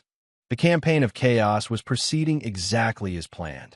They're going to know it was you, Miranda observed as they reviewed the day's developments. Of course they will, Wayne replied. But they won't be able to prove it, and more importantly, they won't be able to stop it. Wayne's phone buzzed with a text from an unknown number. We need to talk. BD. Wayne showed the message to Miranda, who read it with evident satisfaction. Brandon Devine wants to negotiate. Everyone wants to negotiate when they start losing, Wayne observed. The question is whether they have anything left to offer. Wayne typed a reply. Tomorrow, 8 p.m., Riverside Park. Come alone. The response was immediate. Agreed. Wayne smiled as he pocketed his phone. Tomorrow night, he would face Brandon Devine directly and settle the score once and for all. But first, there were other preparations to make and other enemies to neutralize. The war was entering its final phase, and Wayne intended to make sure there were no survivors on the opposing side. Chapter 7. The Confrontation. Riverside Park at 8 p.m. was deserted except for the occasional jogger and the distant sound of traffic. Wayne arrived early, positioning himself with clear sight lines and multiple escape routes, habits from his military days that had served him well in civilian life.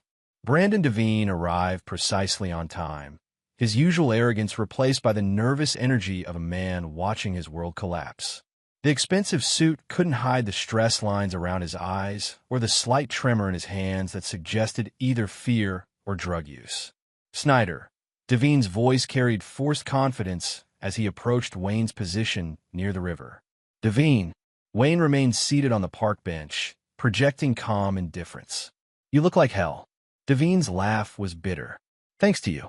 My building's been condemned, my investors are panicking, and the FBI is asking very uncomfortable questions about my business practices. Sounds like karma. Cut the shit, Wayne. We both know you're behind this. Devine sat on the opposite end of the bench, maintaining distance while trying to project authority. I'm here to make a deal. Wayne turned to study Devine with clinical interest. What could you possibly have that I want? Information. Rebecca's been telling me things about your business, your background, your clients. Things that certain people would find very interesting. Wayne felt the familiar cold rage, but his voice remained conversational. You're threatening to expose classified information about my military service? I'm offering to keep my mouth shut in exchange for you backing off. Wayne laughed, a genuine sound of amusement. Brandon, you clearly don't understand the situation you're in. Wayne stood and walked to the railing overlooking the river, his movement casual but purposeful. Let me explain what's really happening here. I'm listening. You seduced my wife, convinced her to steal from our family, and used that money to prop up your failing business.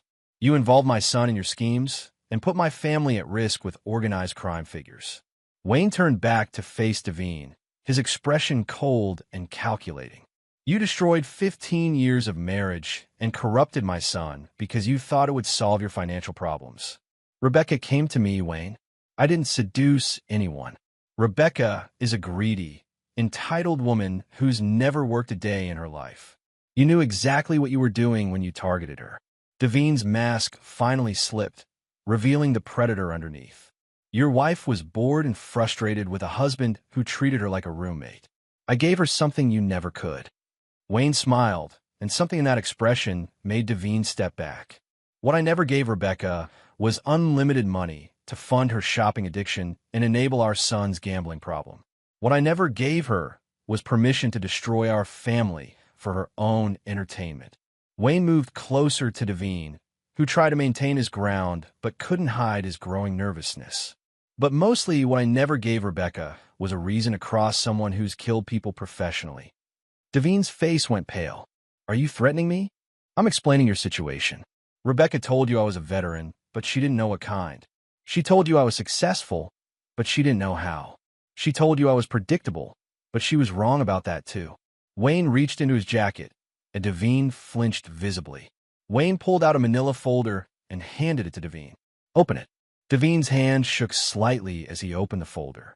Inside were photographs, financial records, and documents that painted a comprehensive picture of every illegal activity Devine had engaged in over the past 5 years. Tax evasion, fraud, bribery of public officials, and my personal favorite, using mob money to fund projects while skimming from legitimate investors. Devine flipped through the documents with growing horror. How did you get these? Professional connections, specialized skills, the kind of resources that people like you never see coming. Wayne took the folder back and returned it to his jacket. The interesting thing about those documents is that they're currently in the hands of about 6 different law enforcement agencies. Your tax problems are just the beginning. You can't prove any of this. I don't need to prove anything, Brandon. Your own records prove everything. The surveillance cameras in your office, the recorded phone calls with your accountant, the digital trail of every bribe you've paid. Wayne pulled out his phone and played a brief audio clip.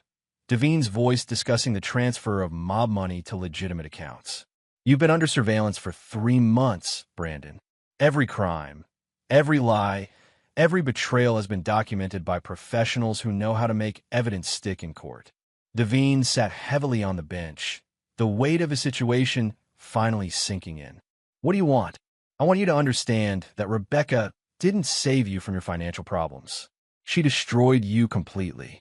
Wayne sat back down, his posture relaxed, but his eyes never leaving Devine's face. Your mob creditors are going to learn about your FBI investigation within the next few hours. They don't like dealing with people who attract federal attention. You told them. I don't need to tell them anything. Their sources in law enforcement will provide all the information they need. Devine's face went white as he realized the implications. They'll kill me. Probably. Unless you disappear very quickly and very thoroughly. This is insane. Over what? A marriage that was already dead. Wayne's expression hardened. Over 15 years of my life that Rebecca destroyed for money. Over a son who chose to betray his family rather than face his problems. Over a business I built with my blood that you tried to steal for your own benefit. Wayne stood again, signaling that the conversation was nearing its end. But mostly, it's about the fact that you thought you could cross a man like me without consequences. Wayne, please. We can work something out. I'll disappear, leave town, never contact Rebecca again. Too late for that, Brandon. Rebecca made her choice when she decided to fund your lifestyle with my money. You made your choice when you decided to corrupt my son and threaten my business. Wayne pulled out a second phone, one of several burner phones he'd acquired for this operation. This contains everything you need to disappear completely. New identity documents, offshore accounts, transportation to a country without extradition treaties. Devine stared at the phone as if it were a snake. Why would you help me? Because dead men can't suffer, and I want you to spend the rest of your life knowing that Rebecca destroyed everything you cared about. Wayne dropped the phone on the bench between them. You have 12 hours before the FBI raids your remaining properties and the Torino family decides you're too dangerous to keep alive. Wayne started to walk away, then turned back one final time. Oh, and Brandon, if you ever contact anyone in my family again, I'll hunt you down personally. And unlike the mob, I'll make sure you live long enough to regret it. Wayne left Devine sitting alone on the bench, staring at the phone that represented his only chance at survival. As Wayne walked back to his truck, his own phone buzzed with updates from Edmund's surveillance team. Rebecca was at her hotel, frantically making phone calls and crying. Luke was at Kozlov's nightclub, apparently trying to negotiate additional credit using information about Wayne's meeting with Devine. Both of them were about to receive very unpleasant surprises. Wayne's phone rang as he reached his truck. The caller ID showed Miranda's number. Dad, where are you? Finishing business. Is everything all right? Mom's here. At the house. She's demanding to be let in, claiming the court order gives her the right. Wayne felt cold fury wash over him. Where exactly is she? Front door. She has Luke with her, and they're both acting strange. Desperate. Wayne started his truck and pulled into traffic, driving faster than safety recommended. Miranda, I want you to go to my office and lock the door. Don't open it for anyone except me. What about Mom and Luke?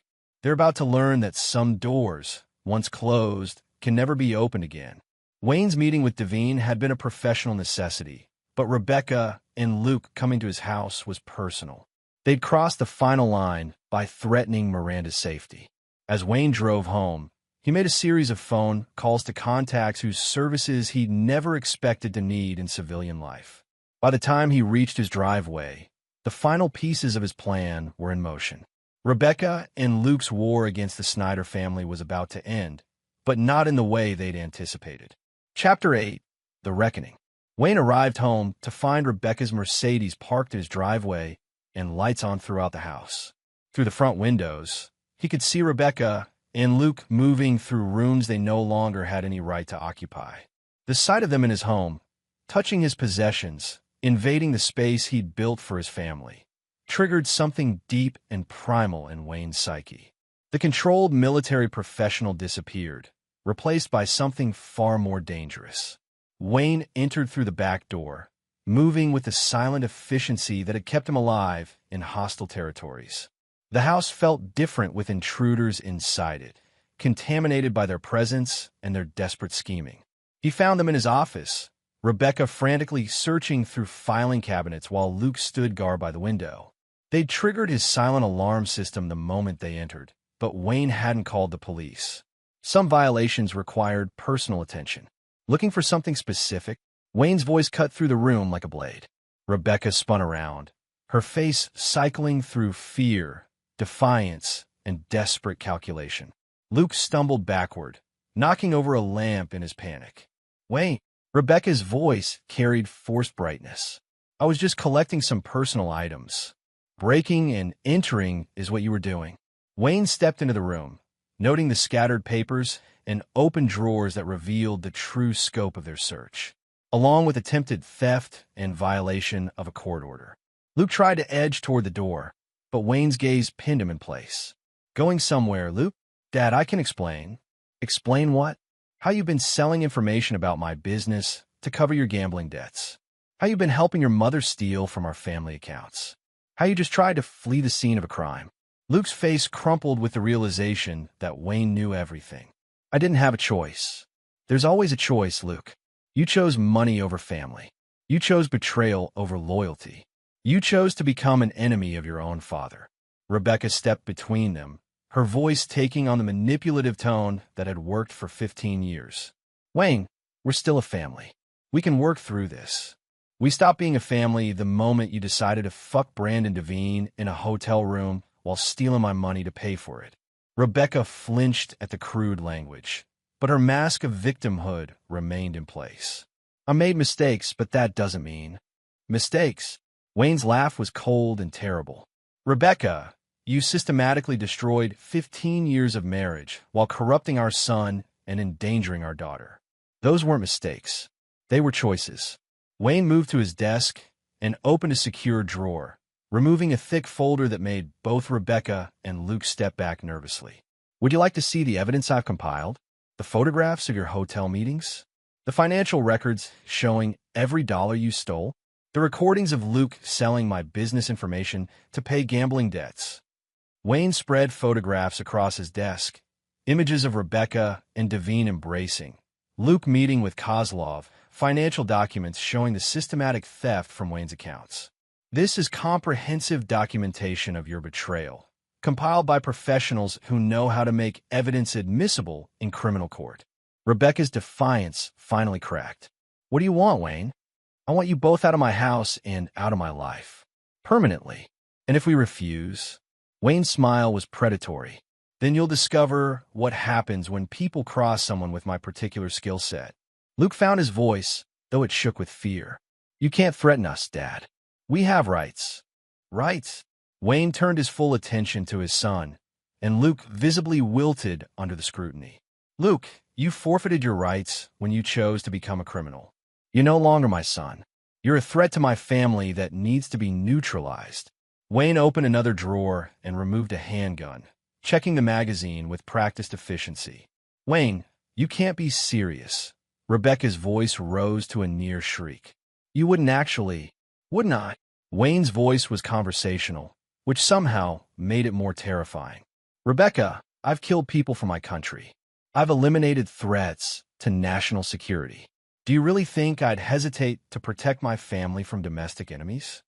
The room fell silent except for the sound of Luke's labored breathing and Rebecca's muffled sobbing. However, Wayne continued, I'm prepared to offer you both a choice. What kind of choice? Rebecca asked through her tears. Wayne returned the weapon to his drawer, but left it visible. You can disappear quietly, or you can be disappeared.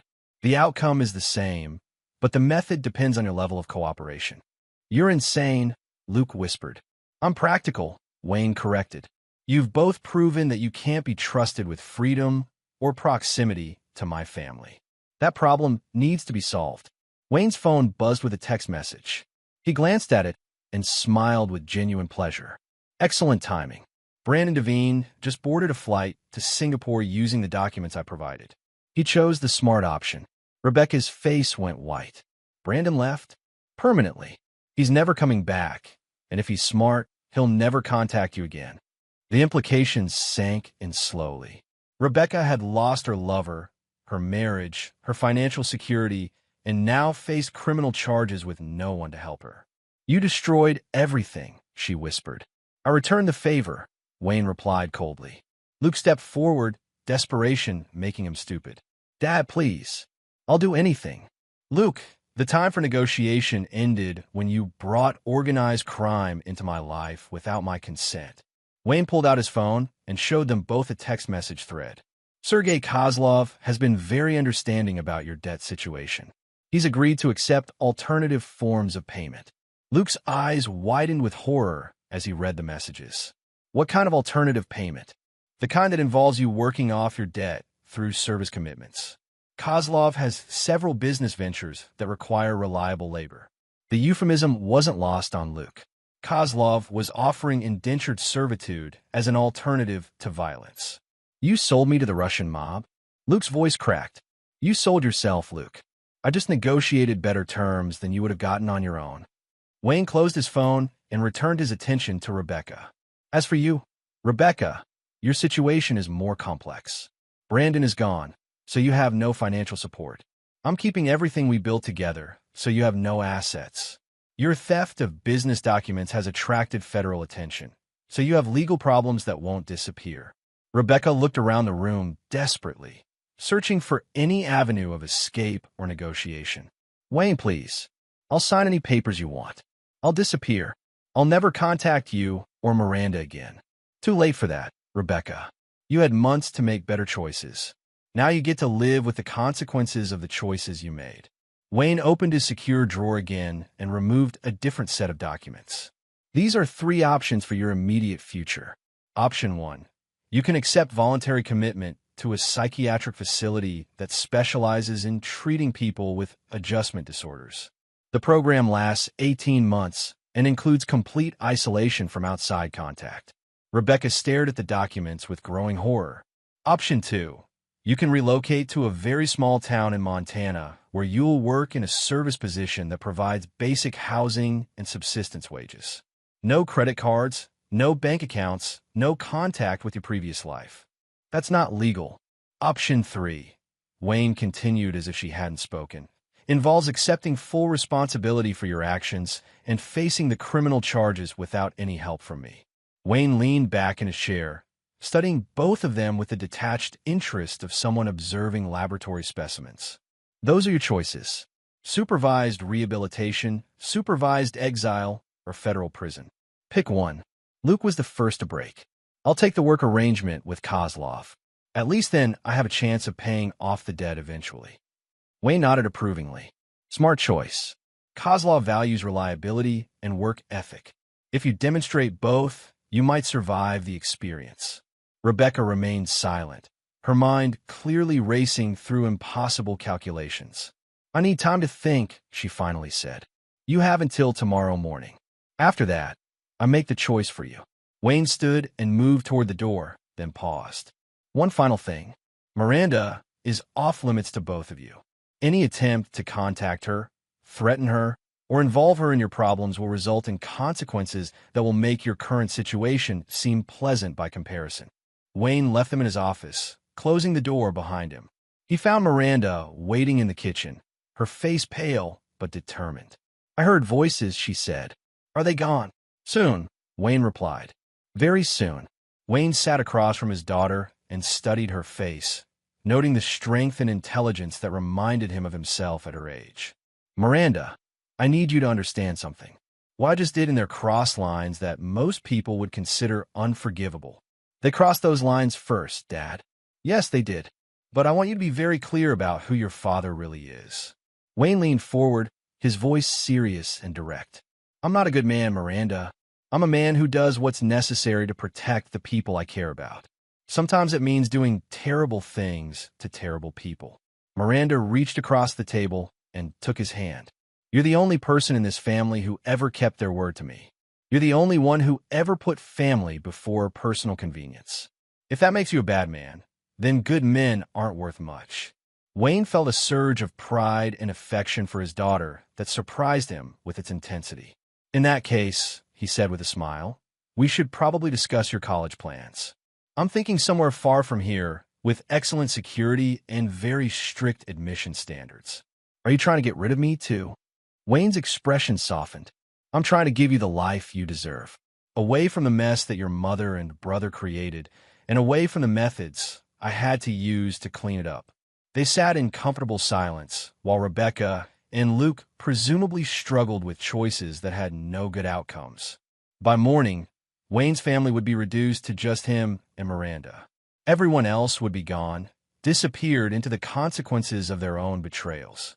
It wasn't the ending Wayne had wanted for his family, but it was the ending that honor and justice demanded. Chapter 9. Blood and Retribution. Dawn broke gray and cold over the Snyder house, matching Wayne's mood as he prepared for the final confrontation. Rebecca and Luke had spent the night in the guest rooms, their presence a contamination that Wayne was eager to cleanse permanently. At 7 a.m. sharp, Wayne knocked on Rebecca's door with the measured cadence of a military reveille. "Time's up, Rebecca. What's your decision?" The woman who emerged bore little resemblance to the perfectly groomed socialite who dominated Wayne's dinner table just days before. Her makeup was smeared, her designer clothes wrinkled, and her eyes held the wild desperation of someone whose world had collapsed completely. "I'll take the Montana option," she whispered. Wayne nodded with satisfaction. "Smart choice." Luke made the same decision about Kozlov's offer. "When do we leave?" "Within the hour. My associates are already making final arrangements." Rebecca's face crumpled as the reality sank in. "Wayne, please. One last chance. We could try counseling or—" "Rebecca."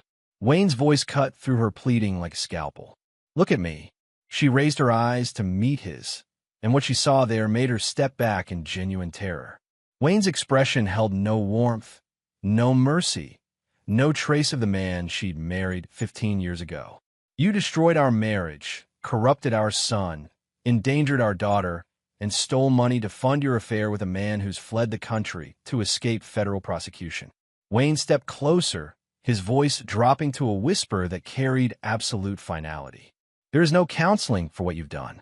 There is no second chance for people who betray their families. There is only justice, and justice is what you're receiving." Wayne turned away from her stricken face. "You have 30 minutes to pack one suitcase. Personal items only. Everything else stays here." Luke appeared in the hallway, looking like a condemned man walking to his execution. His face was pale, his hands shook slightly, and his eyes held the hollow look of someone who'd finally understood the true cost of his choices. "Dad." Luke's voice was barely audible. "What is it, Luke?" I wanted to say I'm sorry. For everything." Wayne studied his son's face, searching for any trace of genuine remorse beneath the fear and desperation. What he found was regret, certainly, but regret for consequences rather than actions. "Luke, you're not sorry for what you did. You're sorry you got caught. There's a difference." "That's not true." "It's absolutely true." Wayne's voice carried the cold certainty of someone who'd learned to read men's souls under extreme conditions. "If you were truly sorry, you would have come to me months ago when Rebecca first asked you to help her steal from our family." Luke's mouth opened and closed soundlessly, unable to form a response that wouldn't confirm Wayne's assessment. "If you were truly sorry," Wayne continued, "you wouldn't have used my name to accumulate gambling debts without my knowledge or consent." Wayne moved closer to his son, noting how Luke flinched away from the proximity. "Most importantly, if you were truly sorry, you would have protected Miranda instead of trying to steal her salary to fund your lifestyle." The accusation hit Luke like a physical blow. I wouldn't have." "You absolutely would have, Luke. Rebecca had told me about your conversations, remember?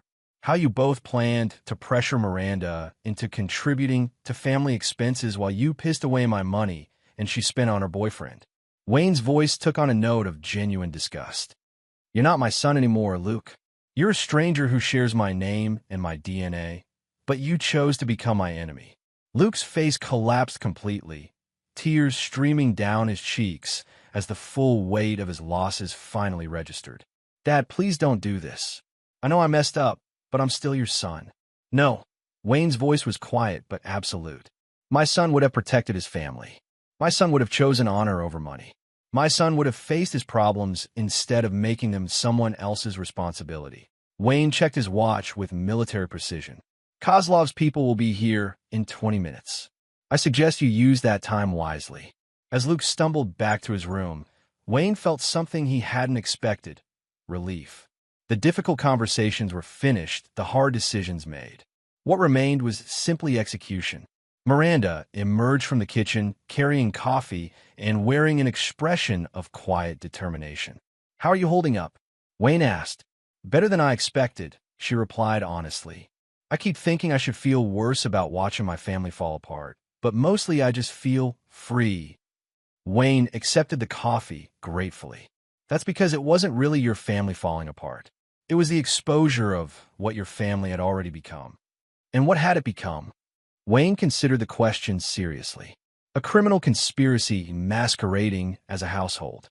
Rebecca, Luke, and even your grandfather were all involved in activities that put you and my business at risk." "What about Grandpa Ronald?" Wayne's expression hardened. "Ronald Marks has been facilitating Rebecca's activities from the beginning. The money for her hotel meetings, the legal advice for her divorce plans, even some of the pressure on you to contribute to family expenses." Miranda's eyes widened. "He was part of it. He's been part of it for months. Ronald has always believed that money justifies any behavior, and Rebecca learned those values from him." Wayne's phone buzzed with a text message. He glanced at it and nodded with satisfaction. "Kozlov's transportation has arrived for Luke. Rebecca's escort will be here in 10 minutes. Miranda looked toward the hallway, where muffled sounds suggested frantic packing. "Will we ever see them again?" Wayne considered the question carefully.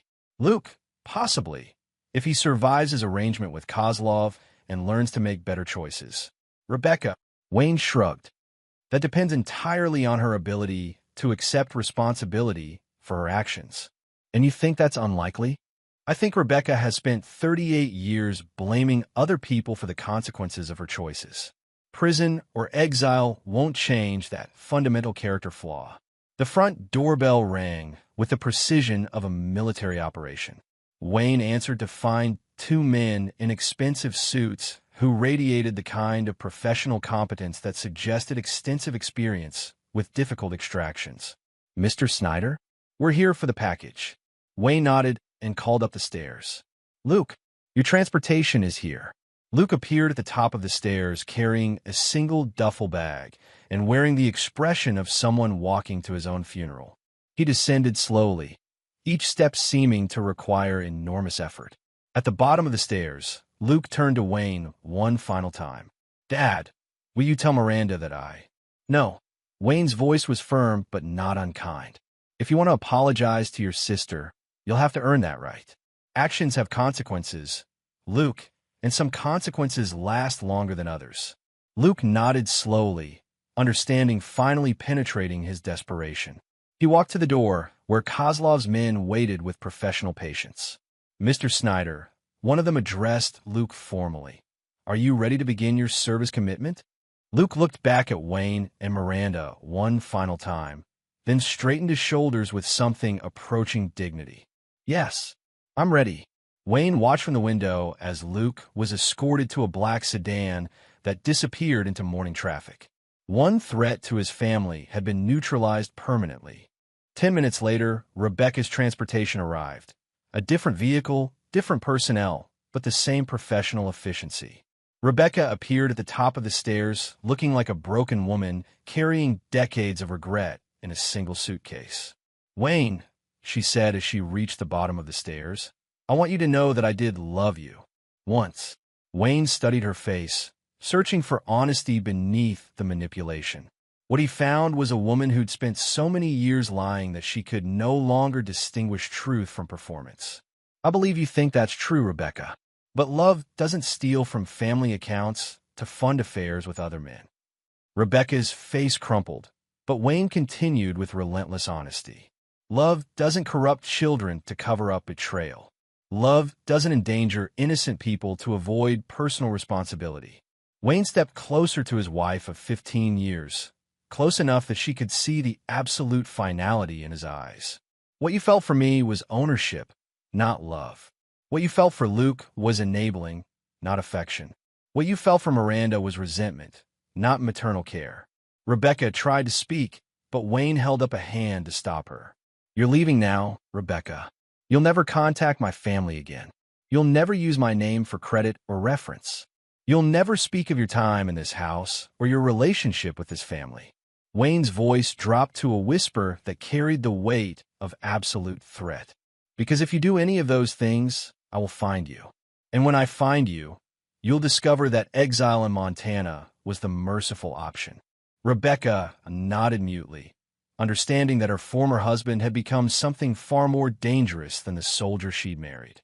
"Mrs. Snyder?" The transportation specialist spoke with professional courtesy.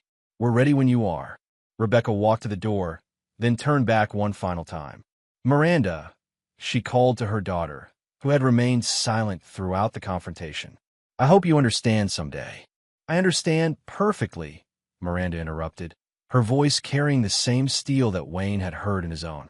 "I understand that you chose money over family, lies over truth, and selfishness over sacrifice." Miranda stepped closer to her mother, and Rebecca saw the same implacable judgment in her daughter's eyes that she'd seen in Wayne's. "I understand that you tried to steal from me to fund your affair. I understand that you wanted to destroy Dad's business to benefit your boyfriend. I understand that you never loved any of us enough to choose us over your own convenience." Miranda's voice never rose above conversational level, but each word hit Rebecca like a physical blow. "So yes, Mom, I understand perfectly. I understand that you're not my mother anymore. You're just a woman who used to live in our house." Rebecca staggered as if struck, finally comprehending that she'd lost her daughter as completely as she'd lost her husband. "Miranda, please." "Goodbye, Rebecca." The use of her first name instead of Mom was the final nail in the coffin of their relationship. Rebecca walked through the door and into a future that held no trace of the family she destroyed. Wayne and Miranda stood together in the sudden silence of their house, watching the second vehicle disappear into the morning haze. "Is it over?" Miranda asked. Wayne considered the question carefully. "The immediate threats are neutralized. Rebecca and Luke are gone permanently. Devine has fled the country. The organized crime debts have been transferred away from our family. But there will be consequences and complications. Legal proceedings, financial adjustments, probably some attempts at retaliation from people who don't understand that the war is over." Wayne turned to study his daughter's face, noting the strength and maturity that had emerged during their ordeal. "Are you prepared for that, Miranda?"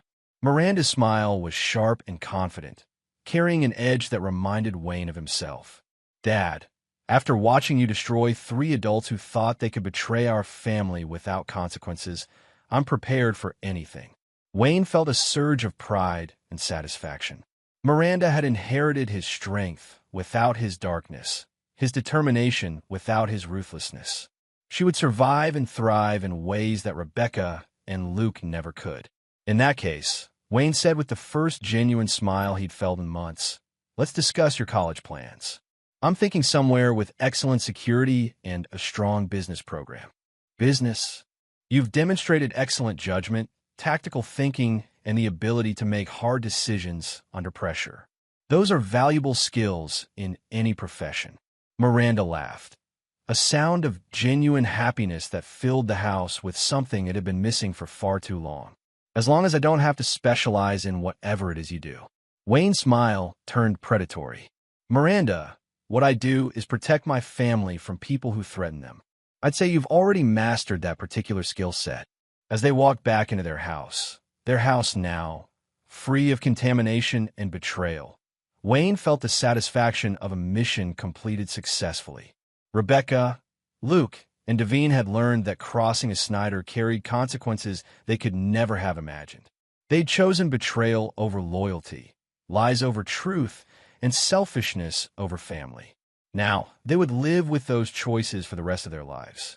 Wayne and Miranda, meanwhile, would build something better from the ashes of what had been destroyed. Something honest, strong, and worthy of the Snyder name. The war was over. Wayne had won, and his enemies would never threaten his family again. The end. In the months that followed, Luke would learn that Kozlov's service commitment involved legitimate but demanding work in construction and logistics. He would eventually pay off his debts and rebuild his life, though he would never again contact his father or sister. Rebecca would discover that rural Montana offered few opportunities for the lifestyle she'd grown accustomed to. She would eventually accept responsibility for her actions, though by then it would be too late to repair the relationships she destroyed. Brandon Devine would spend the rest of his life looking over his shoulder in Singapore, knowing that Wayne Snyder's reach extended far beyond American borders. Miranda would graduate summa cum laude from Harvard Business School and eventually take over her father's security consultancy, proving that honor and strength were hereditary traits in the Snyder family. And Wayne would never again make the mistake of trusting someone who hadn't earned that trust through their actions rather than their words. Some lessons, once learned, are never forgotten. And there you have it. Another story comes to an end.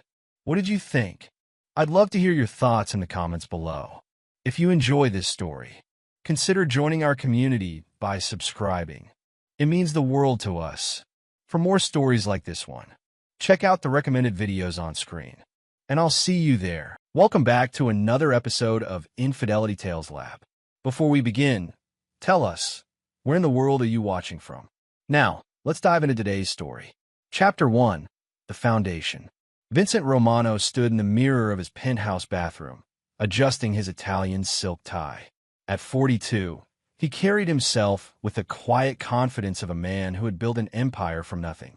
His reflection showed steel-gray eyes that had seen too much, and hands that bore the calluses of his youth spent in construction before he became one of Chicago's most successful real estate developers.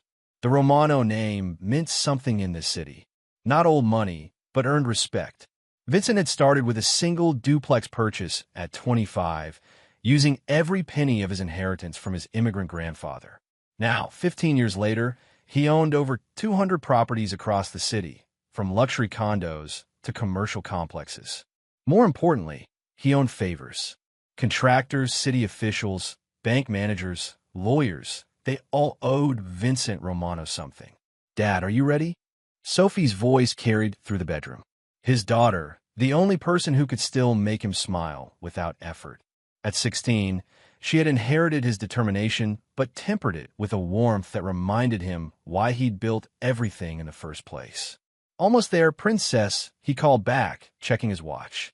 The party started in an hour, and despite spending $42,000 on what Amber called Sophie's dream Sweet 16, Vincent felt something was off.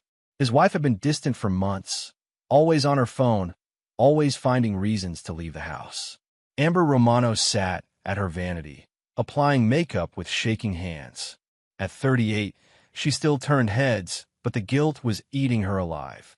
The affair with Logan had started 6 months ago at the country club. He was everything Vincent wasn't: old money, refined, never had dirt under his fingernails. But as she watched her husband through the bathroom door, she felt the familiar pang of regret mixed with resentment. Vincent had given her everything money could buy, but he was always working, always building, always planning the next acquisition. Logan made her feel alive again, made her remember who she was before she became Mrs. Romano. The plan had been Logan's idea: to humiliate Vincent publicly at Sophie's party, to force a confrontation that would give Amber grounds for divorce. Logan had connections with the best lawyers in the state. What Amber didn't know was that Vincent had already noticed the changes. The late nights, the new clothes, the way she flinched when he touched her. He'd hired a private investigator 3 weeks ago, and the photos were sitting in his office safe. He was waiting for the right moment to act, but he'd never expected them to be bold enough to strike first. The Fairmont Hotel's grand ballroom had been transformed into a winter wonderland, complete with ice sculptures and enough white roses to stock a funeral home. Vincent had spared no expense because Sophie had asked for a fairy tale, and Vincent Romano never denied his daughter anything. As guests began arriving, Vincent noticed the subtle changes in the atmosphere. Amber's friends from the country club seemed to be avoiding eye contact, and there was an undercurrent of whispered conversations that stopped when he approached. Logan Fitzgerald had arrived early, ostensibly as a family friend, but Vincent caught the way his wife's eyes lit up when she saw him.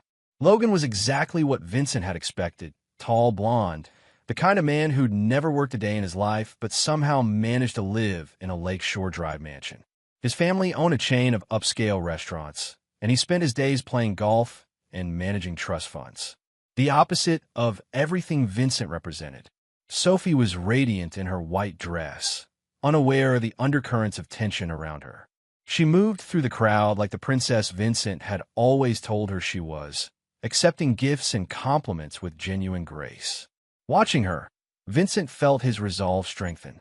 Whatever was coming, he would protect his daughter from the fallout. The first sign of trouble came when Vincent approached a group of Amber's friends and heard them fall silent.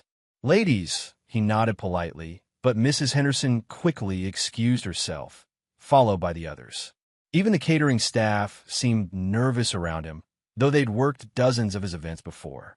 Vincent's phone buzzed with a text from Marcus Webb, his private investigator. "Something's happening. Multiple witnesses being contacted. Be careful tonight." As the evening progressed, Vincent noticed Logan positioning himself near the main microphone, and Amber kept checking her watch. The pieces were falling into place, and Vincent realized he'd walked into an ambush. But Vincent Romano hadn't survived in Chicago real estate by backing down from fights. He moved through the crowd, his mind already working 3 steps ahead. If they wanted to play games at his daughter's party, they'd learn that Vincent Romano played by different rules. The foundation of their little conspiracy was about to crack, and when it did, Vincent would be ready to build something new from the wreckage. Chapter 2. The Humiliation. The moment came just as Sophie was about to cut her cake. Logan Fitzgerald stepped up to the microphone with the confidence of a man who'd never been denied anything in his life. The room fell silent as he tapped the microphone, and Vincent felt every eye in the room turned toward him. "Ladies and gentlemen," Logan's voice carried the practiced smoothness of someone born to privilege. "I'm afraid there's been a terrible mistake tonight." Vincent stepped forward, his instincts screaming danger, but Logan continued before he could speak. "You see, this party was organized and paid for by the Fitzgerald family as a gift to Sophie, who will soon be my stepdaughter. Vincent Romano, unfortunately, is no longer welcome at this celebration." The words hit the room like a physical blow. Vincent felt the shift in the crowd, the way people stepped away from him as if he carried a disease. Amber moved to Logan's side, her face a mask of false regret. "Vincent," she said, her voice carrying to every corner of the silent ballroom, "I filed for divorce yesterday. Logan and I, we're in love. We've been planning this for months. Sophie understands, and she's chosen to live with us." Vincent's eyes found his daughter across the room. Sophie's face was pale with shock, her mouth opening and closing as if she couldn't find words. This wasn't part of whatever plan she'd been told. "Dad," Sophie's voice was small, confused. "It's okay, princess," Vincent said quietly, his voice carrying despite not using the microphone. "Sometimes people show you who they really are." Logan stepped closer to the microphone, emboldened by the crowd's attention. "Security is on their way to escort you out, Romano. This is a private party paid for by my family. You're trespassing." Vincent looked around the room at faces he'd known for years. The mayor, whose campaign he'd funded. The bank president whose daughter's wedding he'd catered. Business partners who'd made millions through his deals. Not one of them met his eyes. "Vincent," Amber's voice had a sharp edge now. "Please don't make this harder than it has to be. Just leave." The security guard appeared at the ballroom entrance. Not hotel security, but private contractors Vincent didn't recognize. They were large men in expensive suits, and they moved with the confidence of people who'd been well paid to handle exactly this situation. "Sir," the lead guard approached Vincent, "I'm going to have to ask you to leave the premises." Vincent stood perfectly still for a moment, his mind processing everything. The coordination required for this level of humiliation. The guest list that had somehow excluded his friends while including Amber's allies. The security team that had been hired specifically for this moment. "You know what the funny thing is?" Vincent said, his voice carrying across the silent room. "I paid for all of this. Every flower, every piece of crystal, every bite of food you're eating. $42,000. Logan smirked. "And we appreciate your contribution to Sophie's happiness. Now if you could just—" "Dad, wait." Sophie broke free from the crowd, running toward him, but Amber caught her arm. "Sophie, honey, we talked about this," Amber said firmly. "This is for the best." Vincent looked at his daughter, seeing the confusion and pain in her eyes, and something cold settled in his chest. Sophie hadn't been part of this plan. She was as much a victim as he was. He walked toward the exit, the crowd parting before him like he was radioactive. As he reached the door, he heard Logan's voice behind him. "Oh, and Romano," Logan called out, his voice dripping with satisfaction. "Don't bother coming around the house anymore. Amber's already changed the locks." Vincent paused at the doorway, his hand on the frame. When he turned back, his face was perfectly calm. "Enjoy the party," he said quietly. "Enjoy it while you can." The ride down in the elevator was the longest 2 minutes of Vincent's life. As the doors opened to the parking garage, his phone started buzzing. Text messages, missed calls, voicemails. Word was already spreading through Chicago's social circles. Vincent Romano had been publicly humiliated, thrown out of his own daughter's party like a common beggar. He sat in his Bentley for a moment, hands steady on the steering wheel. Then he pulled out his phone and made his first call. "Marcus? It's Vincent. I need you to accelerate everything. And I need you to find out who else knew about tonight." His second call was to his lawyer. His third was to his accountant. By the time he reached his downtown office, Vincent Romano was no longer the man who'd been embarrassed at the Fairmont Hotel. He was something else entirely. The war had begun, and Vincent had never lost a war. Chapter 3: The Discovery. Vincent's office at 2 a.m. was illuminated only by the glow of multiple computer screens and the city lights beyond the floor-to-ceiling windows. He'd spent the last 6 hours making calls, pulling files, and assembling a picture that was far worse than simple adultery. Marcus Webb entered without knocking, carrying a thick folder and wearing the grim expression of a man who'd uncovered something ugly. At 55, Marcus had spent 20 years as a Chicago PD detective before going private, and he'd worked with Vincent on everything from background checks to corporate espionage. "It's bad, Vincent," Marcus said, dropping the folder on the desk. "Worse than we thought." Vincent gestured to the chair across from his desk. "How bad?" "They've been planning this for 8 months, not 6. Logan approached Amber deliberately, targeted her at the country club after researching her assets. This wasn't a romantic affair that got out of hand. This was a calculated takedown. Marcus opened the folder, revealing photographs, financial records, and phone transcripts. Logan's in debt. Deep debt. His family's restaurant chain is hemorrhaging money, and he's personally leveraged to the tune of $12 million. His trust fund ran dry 2 years ago, and he's been living on credit and cocaine. Vincent studied the financial records. "So he needs my money. Not just your money. Your properties. Your connections. Your entire network." Marcus pulled out a legal document. "I managed to get a copy of the divorce papers Amber filed. She's claiming irreconcilable differences, but more importantly, she's claiming you've been abusive and that she fears for her safety." Vincent's jaw tightened, laying groundwork for a restraining order. "Exactly. And with Illinois being a no-fault divorce state, she's positioned to claim half of everything you own. But here's the kicker. She's already moved most of her personal assets into offshore accounts.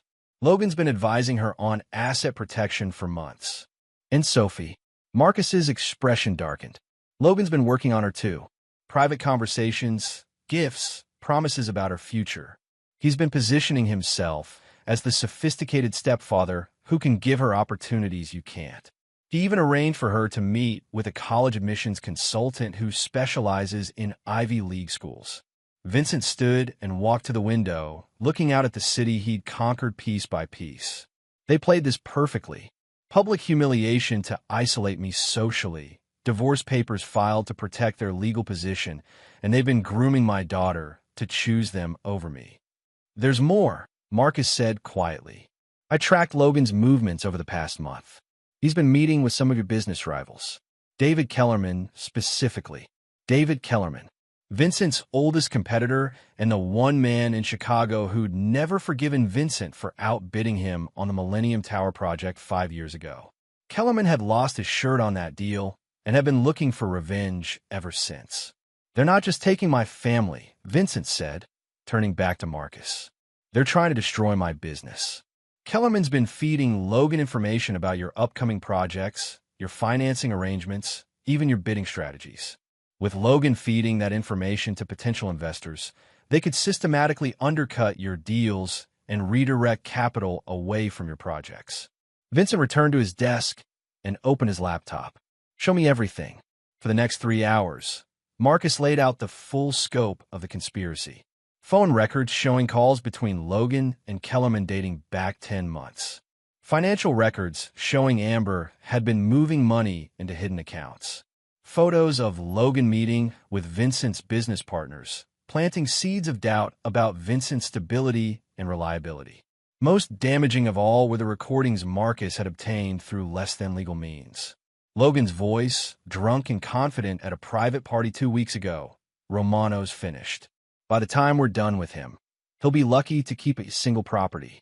The wife gets half in the divorce, and I've got Kellerman lined up to buy the rest at fire sale prices." Vincent closed his laptop and leaned back in his chair. The betrayal was complete, not just personal, but professional. They hadn't just broken up his family. They tried to destroy everything he'd built. "What do you want me to do?" Marcus asked. Vincent was quiet for a long moment, his mind working through possibilities. When he spoke, his voice was calm and measured. "I want you to compile everything into 3 separate files. One for Amber, one for Logan, and one for Kellerman. Complete dossiers, finances, habits, weaknesses, fears, everything. And then we're going to teach them that Vincent Romano doesn't just play defense." Vincent stood and walked to his office safe, removing a small black notebook he'd kept for 15 years. "They want to destroy everything I've built? Fine. But when the smoke clears, I'll still be standing, and they'll have lost everything they ever cared about." Marcus had worked with Vincent long enough to recognize the tone. This wasn't anger or hurt pride. This was cold, calculated planning. "Vincent, what are you thinking?" Vincent smiled, but there was no warmth in it. "I'm thinking about something my grandfather told me when I was 12 years old. He said, 'Vincenzo, in America, you can lose everything and start over. But some people, they don't deserve second chances.'" As the sun began to rise over Chicago, Vincent Romano began planning the systematic destruction of everyone who had betrayed him. And unlike his enemies, Vincent had never failed to complete a project once he'd started it. Chapter 4. The Architect of Ruin. Vincent spent the next week operating from his downtown office like a general planning a military campaign. The conference room had been converted into a war room, with whiteboards covered in timelines, financial charts, and relationship maps. Marcus had brought in 2 additional investigators, and Vincent had retained the services of 3 different law firms, each handling separate aspects of what was to come. The first phase was information warfare. Vincent had spent 15 years building relationships throughout Chicago, and now he activated every one of them. A casual lunch with Councilman Rodriguez led to questions about Logan's family restaurant permits. A golf game with Bank President Morrison resulted in a quiet review of the Fitzgerald family's loan portfolio. A dinner with Judge Patricia Hawkins, purely social, of course, happened to mention concerns about asset hiding in divorce proceedings. Vincent's approach was surgical. He never explicitly asked for favors or made direct accusations. Instead, he simply raised concerns and let his network draw their own conclusions.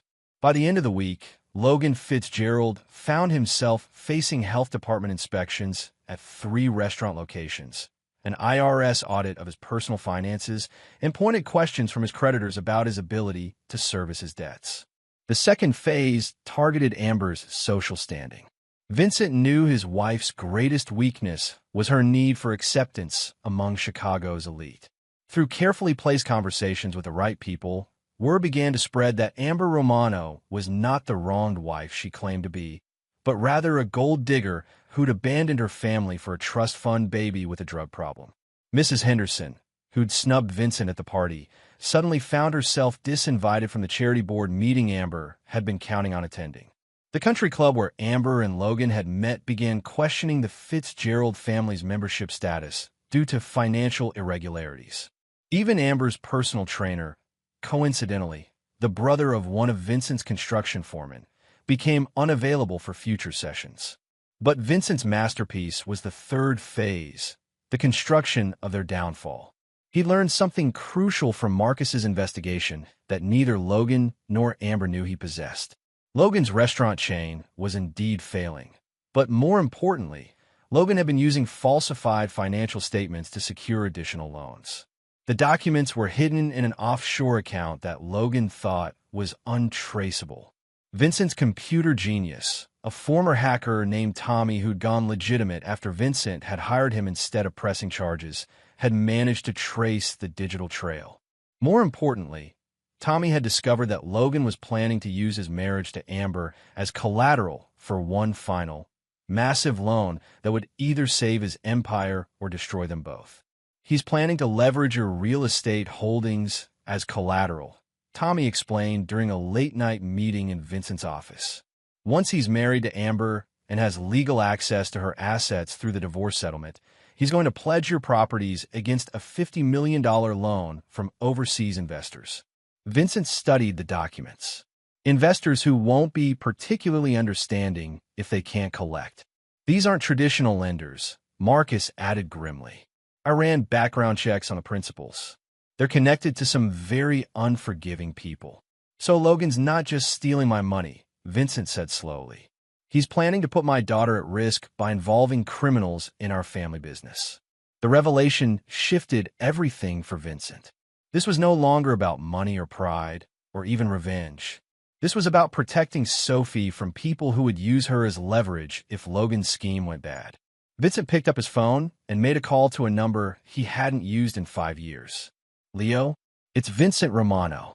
I need to ask a favor, and I need to ask it very carefully. Leo Torino answered on the second ring. Vincent's relationship with Chicago's unofficial power brokers had always been carefully maintained. He'd never asked for anything illegal, but he'd always been respectful and generous when their paths crossed. Now, that investment was about to pay dividends. Vincent, my friend, I heard you had some troubles. People are talking. People need to stop talking, Leo. And I need some advice about foreign investors who might be looking to establish relationships in Chicago. There was a pause. These investors, they wouldn't happen to be the kind who don't understand American bankruptcy law, would they? They might be exactly that kind, Leo. Then they might need some education about how business works in our city. Maybe they might decide Chicago isn't the right market for their investments. I would appreciate that education being thorough, Leo. Consider it done, my friend. And Vincent, next time someone disrespects you in public, you call me first. That kind of behavior is bad for the whole community. Vincent hung up knowing that Logan's criminal investors would soon receive a very clear message about the dangers of doing business with amateurs. But that was just the beginning. Over the next 3 days, Vincent executed the most complex real estate transaction of his career.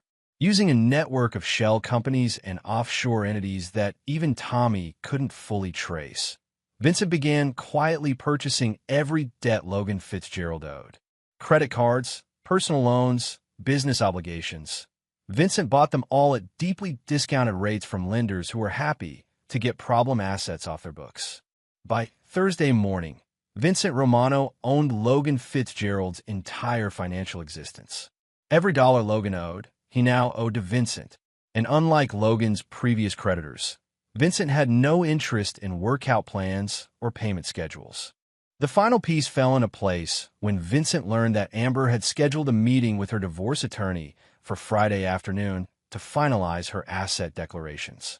She was planning to file an amended petition that would claim spousal support based on Vincent's income and assets while hiding her own offshore accounts. Vincent smiled as he made one final call. Judge Hawkins? It's Vincent Romano. I wanted to thank you for your advice about asset hiding in divorce cases. It turns out my concerns were completely justified. As Friday approached, Vincent felt the calm satisfaction of a job well done. Logan and Amber thought they were days away from destroying him. Instead, they were about to discover that Vincent Romano had built his empire by being smarter, more ruthless, and better connected than anyone who challenged him. The trap was set. Now all Vincent had to do was wait for them to spring it themselves. Chapter 5. The Trap Springs. Friday afternoon arrived with unseasonable warmth for October in Chicago. Vincent sat in his office, watching the clock tick toward 3 p.m., the exact moment when Amber would be sitting in her lawyer's office, signing papers that would trigger the final phase of his plan.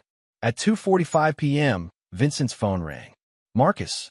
There in the building, Marcus reported from his surveillance position across from the law offices of Hartwell and Associates. Amber, Logan, and her attorney. They look confident. They should, Vincent replied. They have no idea what's coming. At exactly 3 p.m., Vincent's assistant buzzed his intercom. Mr. Romano, there's a process server here with documents for your review. Send him in. The young man handed Vincent a thick envelope with shaking hands. Word had already spread through the legal community about what was happening to Vincent Romano, and no one wanted to be associated with his downfall. Vincent tipped the server generously and sent him on his way. The divorce petition was exactly what Vincent had expected. Amber was claiming she'd been an abused wife, living in fear, contributing equally to the marriage's success. She was requesting half of all assets, full custody of Sophie, and monthly spousal support of $50,000. The petition painted Vincent as a controlling, possibly violent man who'd isolated his wife from her friends and family. Vincent set the papers aside and made his first call. Judge Morrison, it's Vincent Romano. I have a small legal matter that might require your attention. It involves some concerning financial irregularities that my wife's attorney may not be aware of. Vincent's relationship with the family court system was about to be tested. Judge Morrison had been elected with significant support from Vincent's political network, and he owed his current position to votes that Vincent had influenced.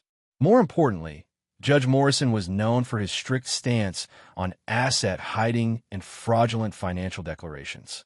I'll be happy to review any documents you'd like to submit, Vincent, Judge Morrison said carefully.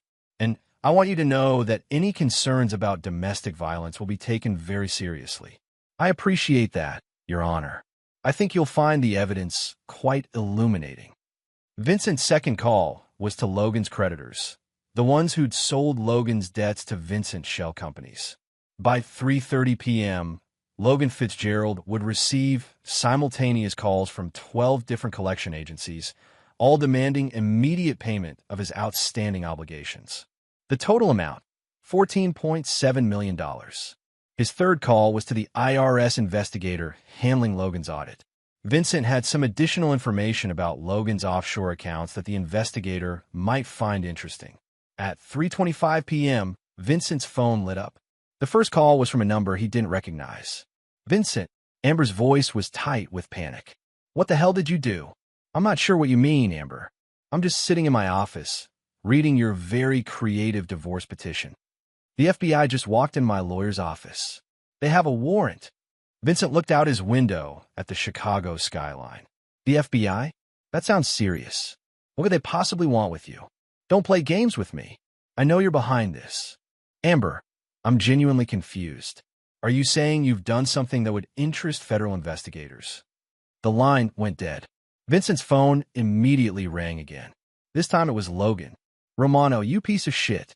What did you do? Logan, Vincent said pleasantly. How nice to hear from you. How was Amber's meeting with her lawyer? You know damn well how it went. The Fed seized all her financial records, and I just got calls from every bank I owe money to. That does sound stressful, Vincent agreed. Although I have to ask, why would you owe money to banks? I thought your family was wealthy. You bought my debts, Logan snarled. I know it was you. That's an interesting theory. But even if someone had purchased your debts, that would only matter if you'd been hiding assets or lying about your ability to pay. You haven't been doing anything like that, have you, Logan? Vincent could hear Logan's breathing getting heavier. This isn't over, Romano. Actually, Logan, I think it is. You see, when someone tries to destroy me, I don't just defend myself. I make sure they can never try again. Vincent hung up and turned to his computer. Tommy had prepared a special surprise for Logan and Amber. A comprehensive dossier of their affair, their financial crimes, and their conspiracy against Vincent. The dossier was being delivered simultaneously to the FBI, the IRS, the Chicago Police Department, and every major media outlet in the city. But the real beauty of Vincent's plan wasn't the legal consequences. It was the social and financial destruction that would follow. Logan's restaurant chain would be toxic to potential buyers once his criminal activities became public. Amber's offshore accounts would be frozen pending investigation, leaving her with no access to the money she'd hidden. And their social circle would abandon them the moment their names appeared in the newspapers. At 4 p.m., Vincent received the call he'd been waiting for. "Dad." Sophie's voice was small and scared. "Can you come get me? Mom and Logan are fighting, and there are FBI agents here. I don't understand what's happening." "I'm on my way, princess. Pack whatever you need. You're coming home." Vincent left his office with the satisfaction of a job perfectly executed. Logan and Amber had thought they were playing chess, but Vincent had been playing a completely different game. They'd moved pieces around a board while Vincent had been systematically destroying the board itself. By evening, Logan Fitzgerald will be facing federal charges for bank fraud and tax evasion. Amber Romano would be under investigation for money laundering and perjury.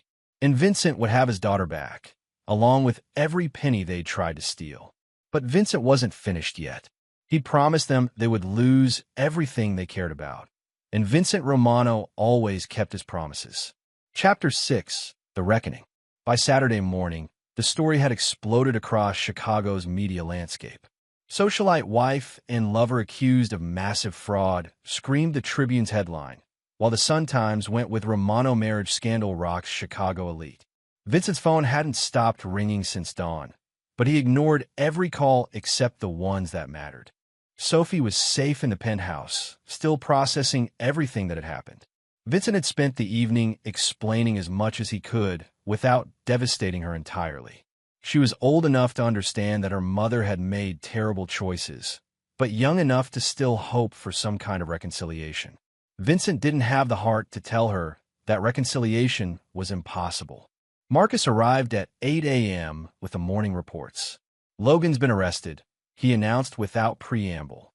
Federal marshals picked him up at his lakeshore condo around midnight. They found 2 kilos of cocaine, which explains where a lot of his money went. Vincent poured coffee for both of them. And Amber, still in FBI custody. They're holding her on suspicion of money laundering and fraud. Apparently, her offshore accounts contained more than just hidden marital assets. She'd been helping Logan move drug money through legitimate businesses. Vincent felt something cold settle in his stomach. Drug money. Logan wasn't just addicted to cocaine, he was dealing it. High-end stuff, celebrity clients, very exclusive. Amber's been washing the profits through real estate purchases for the past year. The revelation hit Vincent like a physical blow. His wife hadn't just betrayed him. She'd put their daughter at risk by involving their family in drug trafficking. Sophie could have been arrested, charged as an accessory, destroyed before her life had even begun. "There's more," Marcus continued grimly. The FBI found communications between Logan and David Kellerman. Kellerman wasn't just trying to steal your business deals. He was planning to use your properties as distribution centers for Logan's operation. Vincent set down his coffee cup with deliberate care. "They were going to turn my buildings into drug warehouses. It gets worse. I talked to my contact at the DEA. Logan's suppliers are the same overseas investors who are going to fund his expansion. They're not traditional criminals. They're part of an international organization that uses legitimate businesses as fronts. If Logan's plan had worked, your entire real estate empire would have become a money laundering operation." Vincent walked to the window, looking out at the city below. Every building in his line of sight represented years of work, thousands of honest jobs, families who depended on him. Amber and Logan hadn't just tried to steal his money. They'd try to destroy everything legitimate he'd built and replace it with something poisonous. "What's the timeline for prosecution?" Vincent asked. Federal charges move fast when they have this much evidence. Logan's looking at 15 to 20 years minimum. Amber could get 10 to 12 if she cooperates. But given the amount of money involved and the drug connections, she might not have anything valuable to trade. Vincent's phone buzzed with a text from his lawyer. Amber's attorney wants to meet. Claims she has information about other victims. She wants to make a deal, Vincent said, showing Marcus the text. "Are you going to take the meeting?" Vincent was quiet for a long moment. Set it up. But not because I'm interested in dealing with her. I want to hear what she has to say while she still thinks she has leverage. The meeting was arranged for that afternoon at Vincent's lawyer's office. Amber arrived in handcuffs, flanked by federal marshals and her attorney. She looked like she'd aged 10 years in the past 24 hours. Her hair was disheveled, her makeup smeared, and her eyes held the desperate look of someone who'd finally realized the true scope of her situation. "Vincent," she said as soon as she saw him. "Thank God. We need to talk." Mrs. Romano, Vincent's lawyer, Frank Sullivan, interrupted formally. "You're here because your attorney indicated you have information relevant to other criminal activities. Mr. Romano is here as a potential victim, not as someone interested in negotiation." Amber's lawyer, a nervous man named Peterson, cleared his throat. "My client is prepared to provide information about David Kellerman's involvement in this conspiracy, as well as details about other real estate developers who may have been targeted by the same criminal organization." Vincent leaned back in his chair. "I'm listening." "There are 3 other developers in Chicago who've been targeted," Amber said quickly. "Logan's been running the same con on them. Identify wealthy men with beautiful wives, seduce the wives, use the divorces to access the husband's assets for money laundering. We weren't the first, Vincent. We weren't even the second." "Names," Vincent said coldly. "Richard Hawthorne, Michael Chun, and Gary Westbrook. Logan's been operating this scheme for 2 years. The overseas investors have been using Chicago real estate to wash money from drug operations in Mexico and Colombia." Vincent knew all 3 names. Hawthorne had committed suicide 6 months ago after losing everything in a messy divorce. Chun had disappeared, and rumors suggested he'd fled the country. Westbrook was still fighting his divorce, but his wife had already cleaned out their accounts. "How many properties are we talking about?" Frank asked. "Over $1 billion in real estate across the city," Amber replied. "Vincent, they were going to use your network as the centerpiece of the entire operation. Your reputation, your connections, your legitimacy. It would have given them access to every major development project in Chicago." Vincent felt the full weight of what had almost happened. "And Sophie," Amber's face crumpled. "Logan said she'd never have to know. He said we'd send her to boarding school in Switzerland, keep her away from everything. But I know now that was a lie. They would have used her too, Vincent, as leverage, as cover, as whatever they needed." Vincent stood up. "Frank, what does the prosecution need from Mrs. Romano to ensure maximum sentences for everyone involved?" "Complete cooperation. Names, dates, financial records, communication logs. Everything she knows about the entire network." Vincent looked at Amber for a long moment. She was still his daughter's mother, still the woman he'd once loved. But she'd made choices that could have destroyed not just him, but Sophie and dozens of other innocent families. "Cooperate fully," he told her. "Tell them everything. And maybe when you get out of prison in 10 years, Sophie will still remember who you used to be before you became this." Amber started crying, but Vincent was already walking toward the door. He'd heard enough. As they left the meeting, Marcus asked, "What's next?" Vincent pulled out his phone and made a call. "Kellerman? It's Vincent Romano. We need to talk." Chapter 7. The Final Confrontation. David Kellerman's Millennium Club office occupied the top floor of a building Vincent had tried to buy 3 times over the past decade. At 62, Kellerman was old Chicago money, the kind of man who believed success was something you inherited rather than earned. His hatred for Vincent went beyond business rivalry. It was the contempt of someone who thought Vincent didn't belong in their world. The meeting was set for Sunday evening, neutral ground in Kellerman's view. Vincent arrived alone, despite Marcus's concerns about safety. Some conversations required privacy, and Vincent suspected this would be their last face-to-face encounter for a very long time. Kellerman was waiting in his office, a glass of scotch in his hand, and another poured for Vincent. The older man looked remarkably calm for someone whose criminal conspiracy had just been exposed to federal investigators. "Vincent," Kellerman nodded toward the chair across from his desk. "I assume you're here to gloat." "I'm here to understand," Vincent replied, ignoring the offered drink. "You had everything, David. Money, reputation, connections. Why throw it all away to hurt me?" Kellerman smiled. but there was no warmth in it. You really don't understand, do you? You think this was about money or business deals. You're missing the bigger picture entirely. Then explain it to me. Kellerman stood and walked to his office window, looking out at the Chicago skyline. My family built this city, Vincent. My great-grandfather laid the first rail lines. My grandfather constructed half the buildings downtown.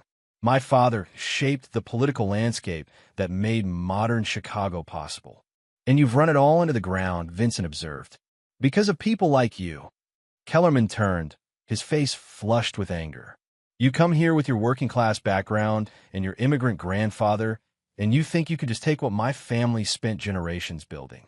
You buy buildings, influence politicians, shape the city's future like you have some kind of right to it. Vincent leaned back in his chair. So this was about keeping me in my place. This was about restoring the natural order. Logan came to me 18 months ago with a proposition. Use your wife to destroy you from the inside while I systematically undermined your business relationships. It was elegant, really. You'd lose everything personal and professional, and the pieces would fall back to people who actually deserve them. People like you and Logan. People with breeding. People who understand that some positions in society are earned through heritage, not just ambition. Kellerman returned to his desk. Logan's failure was getting involved with criminals. That was never part of my plan. Vincent studied Kellerman's face. But you knew about the drugs. For the first time, Kellerman's composure cracked slightly. I knew Logan had expensive habits. I didn't realize the extent of his operations until it was too late to extract myself cleanly. So, when the federal investigation started, you decided to let Logan and Amber take the fall while you disappeared quietly into retirement. Something like that, Kellerman admitted. My attorneys have already negotiated immunity in exchange for cooperation. I'll testify against Logan and provide evidence about the money laundering, but I won't face any charges myself. Vincent felt a familiar cold anger settling in his chest. You destroyed 3 families before mine, David. Hawthorne killed himself because of what you and Logan did to him. Chun lost his children in the custody battle and fled the country. Westbrook is fighting for his life in divorce court. Casualties of war, Kellerman said dismissively. Besides, they were all nouveau riche anyway. Social climbers who'd gotten too big for their positions. Vincent stood up slowly. And what about Sophie? What was your plan for my daughter? Sophie would have been fine. Logan was actually quite fond of her. She would have had opportunities, education, access to the right social circles. Under proper guidance, she could have become quite suitable for our community. Your community, Vincent repeated. The one that includes drug dealers and money launderers. Kellerman waved his hand dismissively. Logan's extracurricular activities were regrettable, but they don't define the broader principle. Chicago needs to be run by people who understand its traditions, its history, its proper social structure. Vincent walked to Kellerman's desk and placed both hands on the surface, leaning forward. You're right about one thing, David. Chicago does need to be run by people who understand it. But you don't understand this city at all. I've lived here my entire life. You've existed here your entire life, Vincent interrupted. You've never built anything, never created jobs, never made anyone's life better. You've just inherited and consumed and complained. Chicago isn't about bloodlines or heritage or knowing the right people at the right clubs. It's about work. It's about making something from nothing. It's about earning what you have. Kellerman's face reddened. You think your success makes you better than me? You think building low-income housing and strip malls give you the right to lecture me about this city? Vincent straightened up. I think protecting my daughter from people like you gives me the right to do whatever I want of people like you. For the first time, Kellerman looked uncertain. What are you talking about? Vincent pulled out his phone and showed Kellerman a series of photographs. Remember when you said you negotiated immunity? That was based on the federal investigators believing you were a minor player who got in over his head. But these photos show you meeting with Logan's suppliers 6 months ago, planning the expansion of their operation into Chicago real estate. Kellerman's face went pale. Where did you get those? I've had investigators following Logan for months, David. I know about every meeting, every phone call, every financial transaction, including the ones where you personally arranged for drug money to be invested in specific properties throughout the city. That's impossible. I was careful. You were careless and greedy and stupid enough to think you could destroy my family without consequences. Vincent put his phone away. Your immunity deal was contingent on full disclosure and cooperation. But you lied to federal investigators about the extent of your involvement. That's a felony. Kellerman stood up quickly, knocking over his chair. You can't prove any of this. I don't have to prove it, David. I just have to provide it to the right people and let them draw their own conclusions. Vincent moved toward the door. By tomorrow morning, the FBI will have everything I know about your involvement in this conspiracy. Your immunity deal will be revoked, and you'll be facing the same charges as Logan. Wait, Kellerman called desperately. We can work something out. I have information about other criminal operations in the city. I can be valuable to you. Vincent paused at the door. You know what would be valuable to me, David? If people like you learned that there are consequences for hurting innocent families. If people like you understood that Chicago belongs to everyone who's willing to work for it, not just the people who happen to be born into the right families. Vincent, please. I'm 62 years old. A federal conviction would be a death sentence. Vincent looked back at Kellerman one last time. You should have thought about that before you decided to target my daughter. As Vincent left the Millennium Club, he felt a sense of completion he hadn't experienced since the night of Sophie's party. Kellerman would face justice. Logan was already in federal custody. Amber would spend the next decade in prison. And Sophie was safe. But as he drove through the city streets toward home, Vincent realized that his victory felt hollow. He'd won the war, but the cost had been everything he'd spent 15 years building. His marriage, his trust in other people, his belief that success and hard work were enough to protect the people he loved. Tomorrow, he'd start rebuilding. But tonight, he just wanted to go home to his daughter and remember what he'd been fighting for all along. Chapter 8. The Price of Victory. 2 months later, Vincent stood in the federal courthouse as Logan Fitzgerald was sentenced to 25 years in federal prison. The judge's words echoed through the packed courtroom. The defendant's crimes represent not just financial fraud, but a systematic effort to corrupt legitimate businesses and endanger innocent families. Logan had aged dramatically during his time in custody. The confident, privileged man who'd humiliated Vincent at Sophie's party was gone, replaced by someone hollow-eyed and broken. When Logan's eyes met Vincent's across the courtroom, there was no anger or defiance, just the recognition of complete defeat. Amber's sentencing had been the previous week. 12 years in federal prison, with no possibility of parole for 8 years. She tried to speak to Vincent afterward, to ask about Sophie, but Vincent had walked away without a word. Some bridges, once burned, could never be rebuilt. David Kellerman's fall had been the most spectacular. The man who'd claimed immunity became the prosecution's most valuable target once his true level of involvement was revealed. Facing life in prison, he'd attempted suicide in his cell 3 weeks after his arrest. He survived, but the experience had broken him completely. His trial was scheduled for next month, but everyone expected him to plead guilty and accept whatever deal the prosecutors offered. Vincent's empire had not only survived the assault, but had emerged stronger. The federal investigation had cleared him of any wrongdoing, and his cooperation with law enforcement had earned him respect throughout the city. 3 major development projects that had been stalled for months suddenly moved forward once Kellerman's sabotage was removed from the equation. But victory had come with costs that Vincent was still calculating. Sophie had moved back into the penthouse, but their relationship remained fragile. She was seeing a therapist twice a week, trying to process the reality that her mother was a criminal and her stepfather-to-be had been using her family for money laundering. Some days, she seemed like the confident young woman Vincent remembered. Other days, she barely spoke to him at all. "Dad!" Sophie knocked on his office door late one Thursday evening. "Can we talk?" Vincent looked up from the contracts he'd been reviewing. Sophie stood in the doorway, wearing one of his old construction company t-shirts, looking younger than her 16 years. "Of course, Princess. What's on your mind?" Sophie settled into the chair across from his desk, the same chair where Marcus had delivered evidence of the conspiracy, where Vincent had planned his revenge, where dozens of crucial decisions have been made over the past few months. "I've been thinking about what happened," she said carefully. "About Mom, about Logan, about everything." Vincent set down his pen and gave her his full attention. "What about it? I understand why you did what you did. I understand that they were criminals and that you had to protect us. But," she paused, searching for words, "sometimes I wonder if there could have been another way." Vincent had been dreading this conversation. What kind of other way? I don't know. Maybe if you confronted Mom before everything got so bad.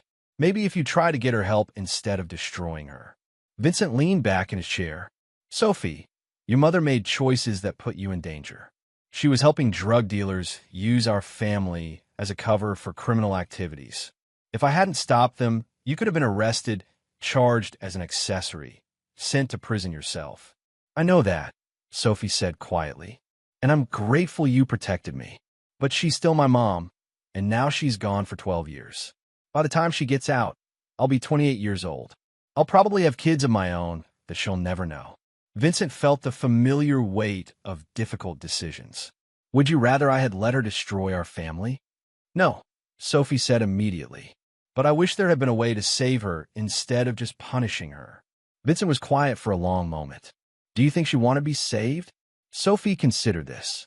"I think she was scared and confused and made terrible choices. But I think if you'd given her a chance to choose differently, she might have taken it. She had months to choose differently, Sophie. Every day she spent with Logan, every lie she told, every dollar she helped him steal. Those were all choices. But she didn't know how bad it was going to get, Sophie insisted. She thought it was just an affair and a divorce. She didn't understand about the drugs and the money laundering until it was too late." Vincent studied his daughter's face, seeing both his own determination and something else, a capacity for forgiveness that he'd lost somewhere along the way. "You're probably right," he admitted. "If I'd handled things differently, maybe your mother would be getting help instead of serving a prison sentence. But I can't change what happened, Sophie. I can only make sure it never happens again." Sophie nodded. "I know, and I don't blame you for protecting us. She trailed off. "You just wish your father wasn't the kind of man who destroys people when they hurt him. I wish you were the kind of man who could forgive people when they hurt him," Sophie corrected gently. Vincent felt something twist in his chest. "Forgiveness is a luxury I can't afford, Princess. The world is full of people who will take advantage of mercy, who see kindness as weakness. If I forgive the people who hurt our family, it just encourages others to try the same thing. But what if forgiveness isn't about them?" Sophie asked. "What if it's about you? About not carrying all that anger around forever?" Vincent looked at his daughter and saw a wisdom that he'd never possessed at her age. Maybe that was the difference between them. She'd inherited his strength, but not his coldness, his determination, but not his ruthlessness. "I'll think about what you said," he promised. Sophie smiled for the first time in weeks. "That's all I can ask." After she left, Vincent sat alone in his office, surrounded by the evidence of his victory. Every enemy had been defeated, every threat neutralized, every score settled. But as he looked out at the city lights below, he realized that Sophie was right about one thing. He was carrying a weight that went beyond protecting his family. He was carrying the need to never be vulnerable again, never trust again, never risk being hurt again. And that weight was changing him into someone he wasn't sure he wanted to be. Chapter 9. New Foundations. 1 year after the trials, Vincent stood in the construction site of his newest project, a community center in the same neighborhood where his grandfather had first settled in Chicago. The building would house job training programs, after-school care for working families, and small business incubation services. It wasn't the most profitable use of the land, but it felt like the right one. Sophie was with him, wearing work boots and a hard hat, looking every inch the heir to his empire. At 17, she developed an interest in urban planning and sustainable development that impressed even Vincent's most experienced architects. She'd also developed an independent streak that reminded him daily that she was her own person, not just his daughter. "The South Wing is going to be beautiful," Sophie said, reviewing the latest blueprints. I love how you've designed the community meeting spaces to flow into the outdoor areas. It was your suggestion, Vincent reminded her. You said people needed spaces where they could gather naturally, not just formal meeting rooms. Sophie grinned. I have good ideas sometimes. Sometimes, Vincent agreed, though they both knew her ideas had shaped every aspect of the project. Marcus approached them across the construction site, carrying a folder that Vincent recognized. Monthly updates on the people they destroyed. Vincent had asked for them initially to ensure his enemies weren't planning comebacks, but lately he'd been questioning why he still needed to know. Updates, Marcus asked. Vincent took the folder but didn't open it. Just tell me the basics.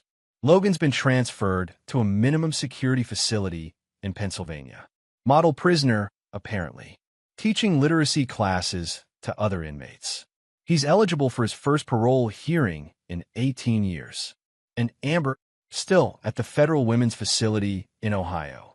She's earned her GED and started working toward a bachelor's degree in social work. Clean disciplinary record. Sophie's letter seemed to mean a lot to her. Vincent glanced at his daughter, who was studiously examining the blueprints and pretending not to listen. Sophie had been writing to her mother for 6 months, despite Vincent's initial objections. The letters seemed to help Sophie process her feelings about what had happened. Kellerman, Marcus hesitated, died by suicide 3 months ago. Prison officials said he'd been struggling with depression since his sentencing. Vincent felt an unexpected punch of regret. He'd wanted Kellerman to face consequences for his actions, but he'd never wanted him dead. Another weight to add to the collection. That's enough for today, Vincent said, handing the folder back to Marcus unopened. I don't need monthly updates anymore. Marcus looked surprised. You sure? I can keep monitoring the situation if... I'm sure. What's done is done. Knowing more details won't change anything. After Marcus left, Vincent and Sophie continued their tour of the construction site. They walked through spaces that would soon house programs designed to give people second chances, fresh starts, opportunities to build something better. Dad, Sophie said as they climbed to what would become the building's observation deck. Can I ask you something? Always. Do you ever regret how everything happened? Vincent considered the question carefully.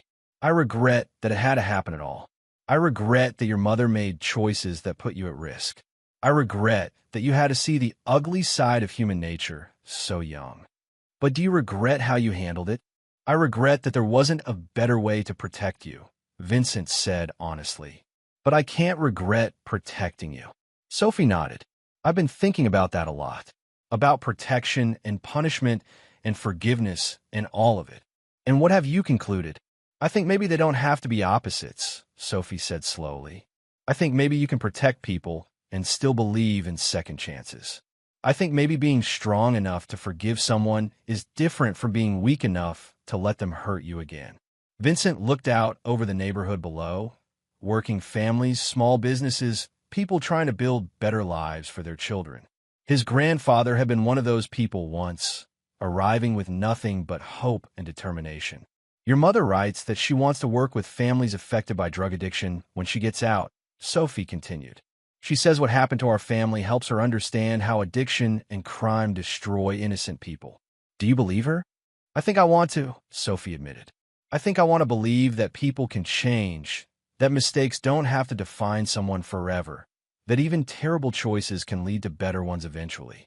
Vincent put his arm around his daughter's shoulders. You know what I think? What?